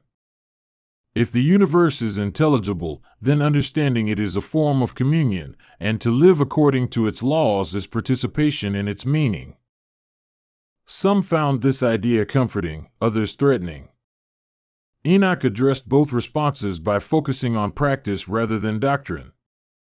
He taught methods for tuning, rituals that aligned body and community, meditations that steadied attention, and disciplines that trained moral perception. Through these methods, people could experience harmony without needing to argue about metaphysics. One element of his teaching was the law of proportion. He noticed that every flourishing system exhibited proportions that allowed parts to function together, limbs to body, syllables to song, numbers to pattern. Proportion made complexity intelligible and pleasant. To live proportionally meant arranging one's desires and actions so they inure to the benefit of the whole rather than to the amplification of a single part. This bent his thought toward aesthetics because beauty seemed to be an indicator of right proportion. A well-crafted instrument, a truthful sentence, a kind gesture, each possessed a beauty that signaled harmony. Enoch taught that cultivating taste was not trivial, it was a way of learning to discern laws by feeling them in the imagination. He learned from artisans and craftsmen, people who embodied laws through making. Their hands understood geometry and material in ways words could not capture. Watching a smith temper metal taught him about patience and timing. Watching a weaver track pattern taught him about interdependence. The laws revealed themselves in the making, and Enoch honored practitioners as fellow students of the cosmos. Enoch's travels sometimes led him to places of apparent disorder, ruins, wastelands, cities in decay, and he searched there for lessons too. Disorder, he learned, was not merely absence of law but often the result of misapplied law. A city might collapse because its leaders failed to hear the voices of the vulnerable, because priorities had shifted toward accumulation rather than care. In such places, lawlessness was symptomatic of a deeper misattunement. His remedy was never simplistic. He did not prescribe a single cure like a sweeping reform. Rather, he advocated small actions that re-established relations, returning what was taken, listening to marginalized stories, restoring habitats. Each act contributed to a recalibration because, in his view, the universe corrected when nudged gently in the right direction. At times he faced resistance. Those invested in exploiting patterns for power resisted his message because it would have required them to alter their habits. Enoch did not confront them with polemic. He modeled alternatives and let the beauty of lived law act as its own argument. He believed that people often change when they witness living possibility more than when they hear clever critique. He also confronted despair in people who had seen cruelty and believed the cosmos indifferent. To them he offered a different lens. The presence of law does not guarantee immediate justice, but it guarantees intelligibility. Understanding that one's suffering has causes and that patterns can shift gave people a map to act. Hope, in his teaching, was practical and active rather than passive optimism. Enoch's dialogues with skeptics sharpened his teachings. He did not dismiss doubt, he used it as an invitation to refine ideas into testable practices. Skepticism became a crucible that clarified what statements about law were mere poetry and what were reliable guides for action. Over time, his teachings gained traction because they produced observable effects in communities that practiced them. In quieter moments, he reflected on loneliness. He noticed that human beings, even when surrounded by others, could feel alien if their inner patterns were out of tune with the world. The remedy was connection, small acts of empathy, the courage to tell the truth, and the discipline of being present.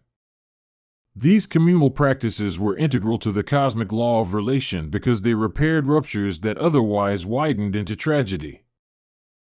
Enoch contemplated death as another law-bearing phenomenon. Death was not chaos but a transformation within a pattern, a folding back that allowed life to continue in new forms. Grieving, in his view, was a ritual that honored the law of transition. It recognized loss while making space for the emergent goods that death permitted. He taught that to integrate death into life was to align oneself with one of the deepest laws of the cosmos. He also pondered prophecy and prediction. He did not claim absolute foresight, but he discerned tendencies that could be read like signs. Patterns repeated, and the capacity to read them responsibly was a skill that combined observation, moral imagination, and restraint. Prophecy, when practiced rightly, acted less like a forecast and more like a warning and an invitation to corrective action. As his reputation grew, people asked him to codify his teachings into tract-like statements. He resisted rigid codification because the living law resisted being confined to immutable formulations. Nevertheless, he did provide guiding principles, deliberately phrased as open instruments rather than closed dogmas.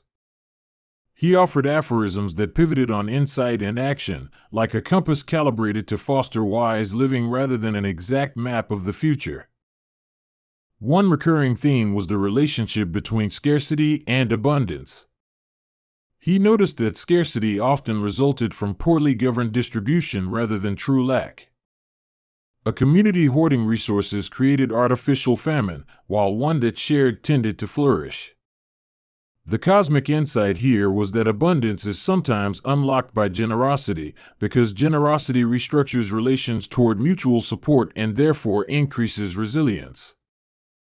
Enoch carried this into economics of daily life. He recommended practices that redistributed by habit rather than by coercion, communal stores, shared labor, networks of mutual assistance.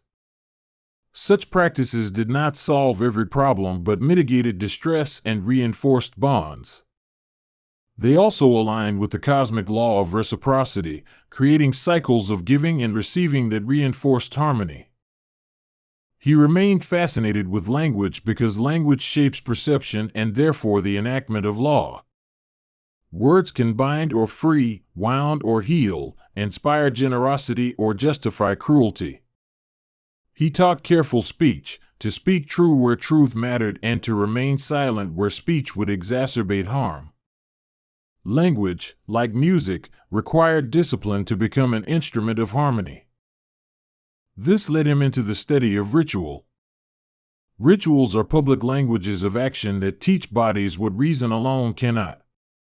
He reframed ritual as rehearsal, practice that cultivates virtues in embodied ways. Rituals mark transitions, remember obligations, and sustain the social memory that keeps laws alive between generations.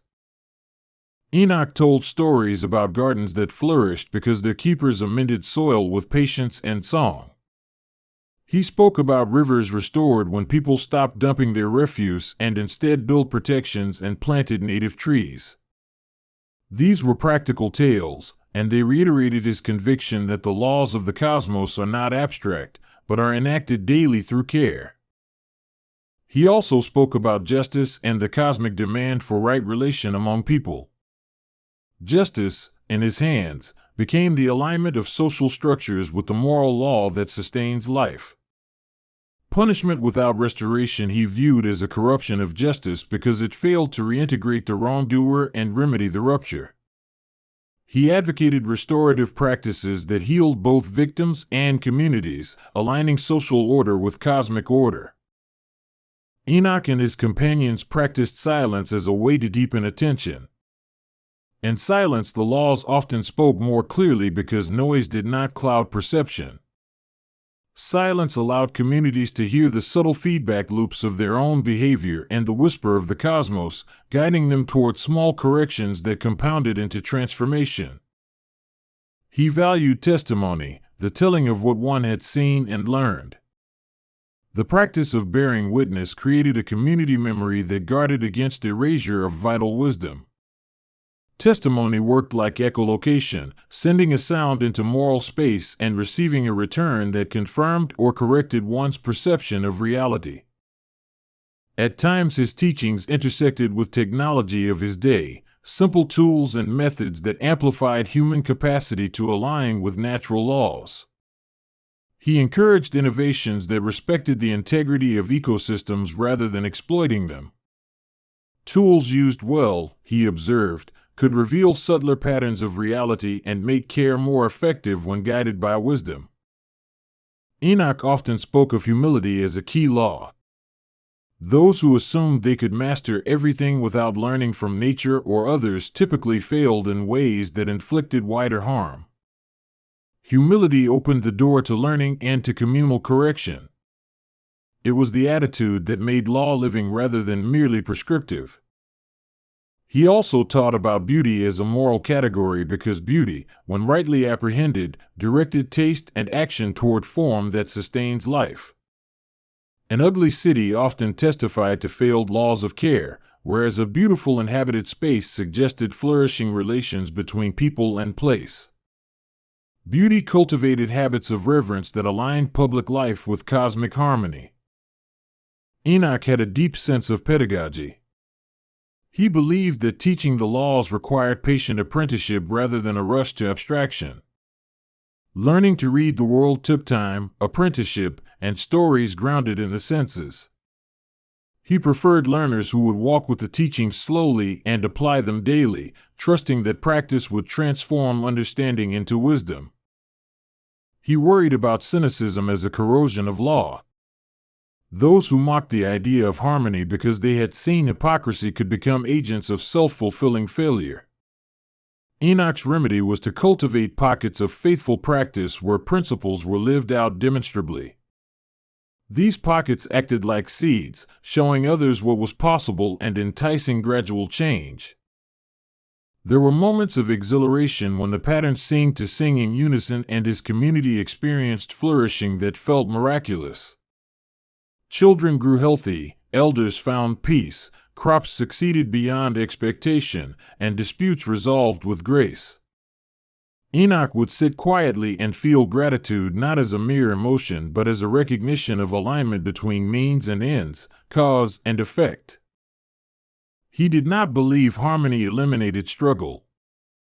Rather, it recontextualized struggle as a necessary element of growth. Trials, properly engaged, refined character and clarified priorities. The law of trial and refinement was a teacher of resilience, and Enoch honored its hard lessons while resisting despair. As his voice reached farther, he encountered statecraft and dilemmas of power.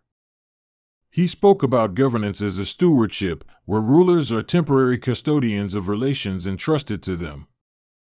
Leadership that sought personal glory rather than public good corrupted the cosmos by creating metastable patterns that eventually unraveled. Wise governance, by contrast, enacted fairness and enabled the flourishing of many. He often returned to the central metaphor of music because it captured plurality and unity simultaneously. In a symphony, many instruments remain distinct while contributing to a single, larger motion. The laws of the cosmos allowed plurality within unity, diverse forms harmonizing through proportion, attention, and reciprocal relation. Enoch believed this metaphor could knit together religious, scientific, and moral discourses into a coherent practice. In his final teachings, he emphasized gratitude as the culminating practice that affirms law and aligns will. Gratitude, for him, was not only to be felt but to be enacted through sharing, remembrance, and honoring. It completes cycles of receiving and giving, reinforcing the reciprocity that keeps systems alive and generative. Even as he aged, Enoch remained a learner. He sat with younger people and asked them to teach him what they knew.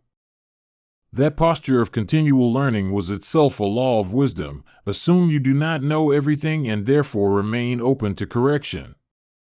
It was a humble admission that law and life are vast, and any single life only grazes the surface. In his quieter reflections, he allowed wonder to be the primary posture. Awe, he said, is the gateway to humility and to honest inquiry. When you stand before the night sky or the complexity of a single organism and feel small, you become less likely to trample what you do not understand and more likely to steward it gently. Enoch's death, when it came, was not abrupt but like a gentle closing of a book whose pages had been read with care. Those who mourned found consolation in practices he had taught, remembering, repairing, singing, and sharing. The community continued to live by the harmonies he had helped them hear, and the laws he elucidated remained vibrant because they were enacted rather than merely repeated. Stories about him multiplied and changed over time, as stories do, but the core of his teaching persisted, that the universe has patterns we can learn, that living in accordance with those patterns produces flourishing, and that doing so requires attention, humility, and practice. Communities that adopted these disciplines found a resilience and depth that outlasted political upheavals and material crises. Even now, long after the particulars of his life have faded into myth, the spirit of his teaching lingers where people gather to listen to the night, to mend their neighborhoods, to teach their children songs of the sky. The laws Enoch described are not old rules locked in stone, they are living relations we practice and thereby keep alive. To engage them is to participate in a grander composition that includes stars and mud and human breath. If you listen when you drive at night, when the highway hums and the sky curves open, you might hear traces of that harmony. The law is not an external lawgiver waiting to condemn, but a network of relations inviting your attention. Small acts, reaching out when someone is lonely, planting a tree, telling the truth, become legible in a world attuned to such patterns, and those acts ripple outward in ways often invisible but real. Enoch taught that the cosmos rewards creative fidelity, doing the right small thing consistently rather than seeking heroic gestures alone. Over time, the accumulation of small, faithful acts reshapes neighborhoods, disciplines, and even climates. The laws bend toward generosity when sustained by persistent kindness, they harden toward neglect when fed by avarice. He regarded silence and song, story and study, as complementary ways to enter law. Each mode trains different faculties, the ear to hear pattern, the intellect to structure thought, the will to enact restraint and generosity. Together they form a pedagogy for living that is both practical and soul-nourishing. Above all, Enoch invited people to treat life as an apprenticeship to harmony. You learn by doing, by failing, by being corrected, and by persisting. The laws of the cosmos are not punitive traps, but invitations to grow into capacity, to learn new tunes, to join the great symphony that stretches from smallest seed to remotest star. So, when you find yourself uncertain, remember the image of music. Tune your instrument, listen for the conductor, and play your part with diligence and humility. Even imperfect participation matters, because the cosmos is generous and corrects toward coherence when given honest effort. In the long arc of things, it is the steady, patient practice of harmony that quietly alters the world. The world keeps its rhythm through every honest effort, no matter how small. Subscribe and tell us in the comments if you feel your place in that harmony when you keep trying or when you help someone else find their tune.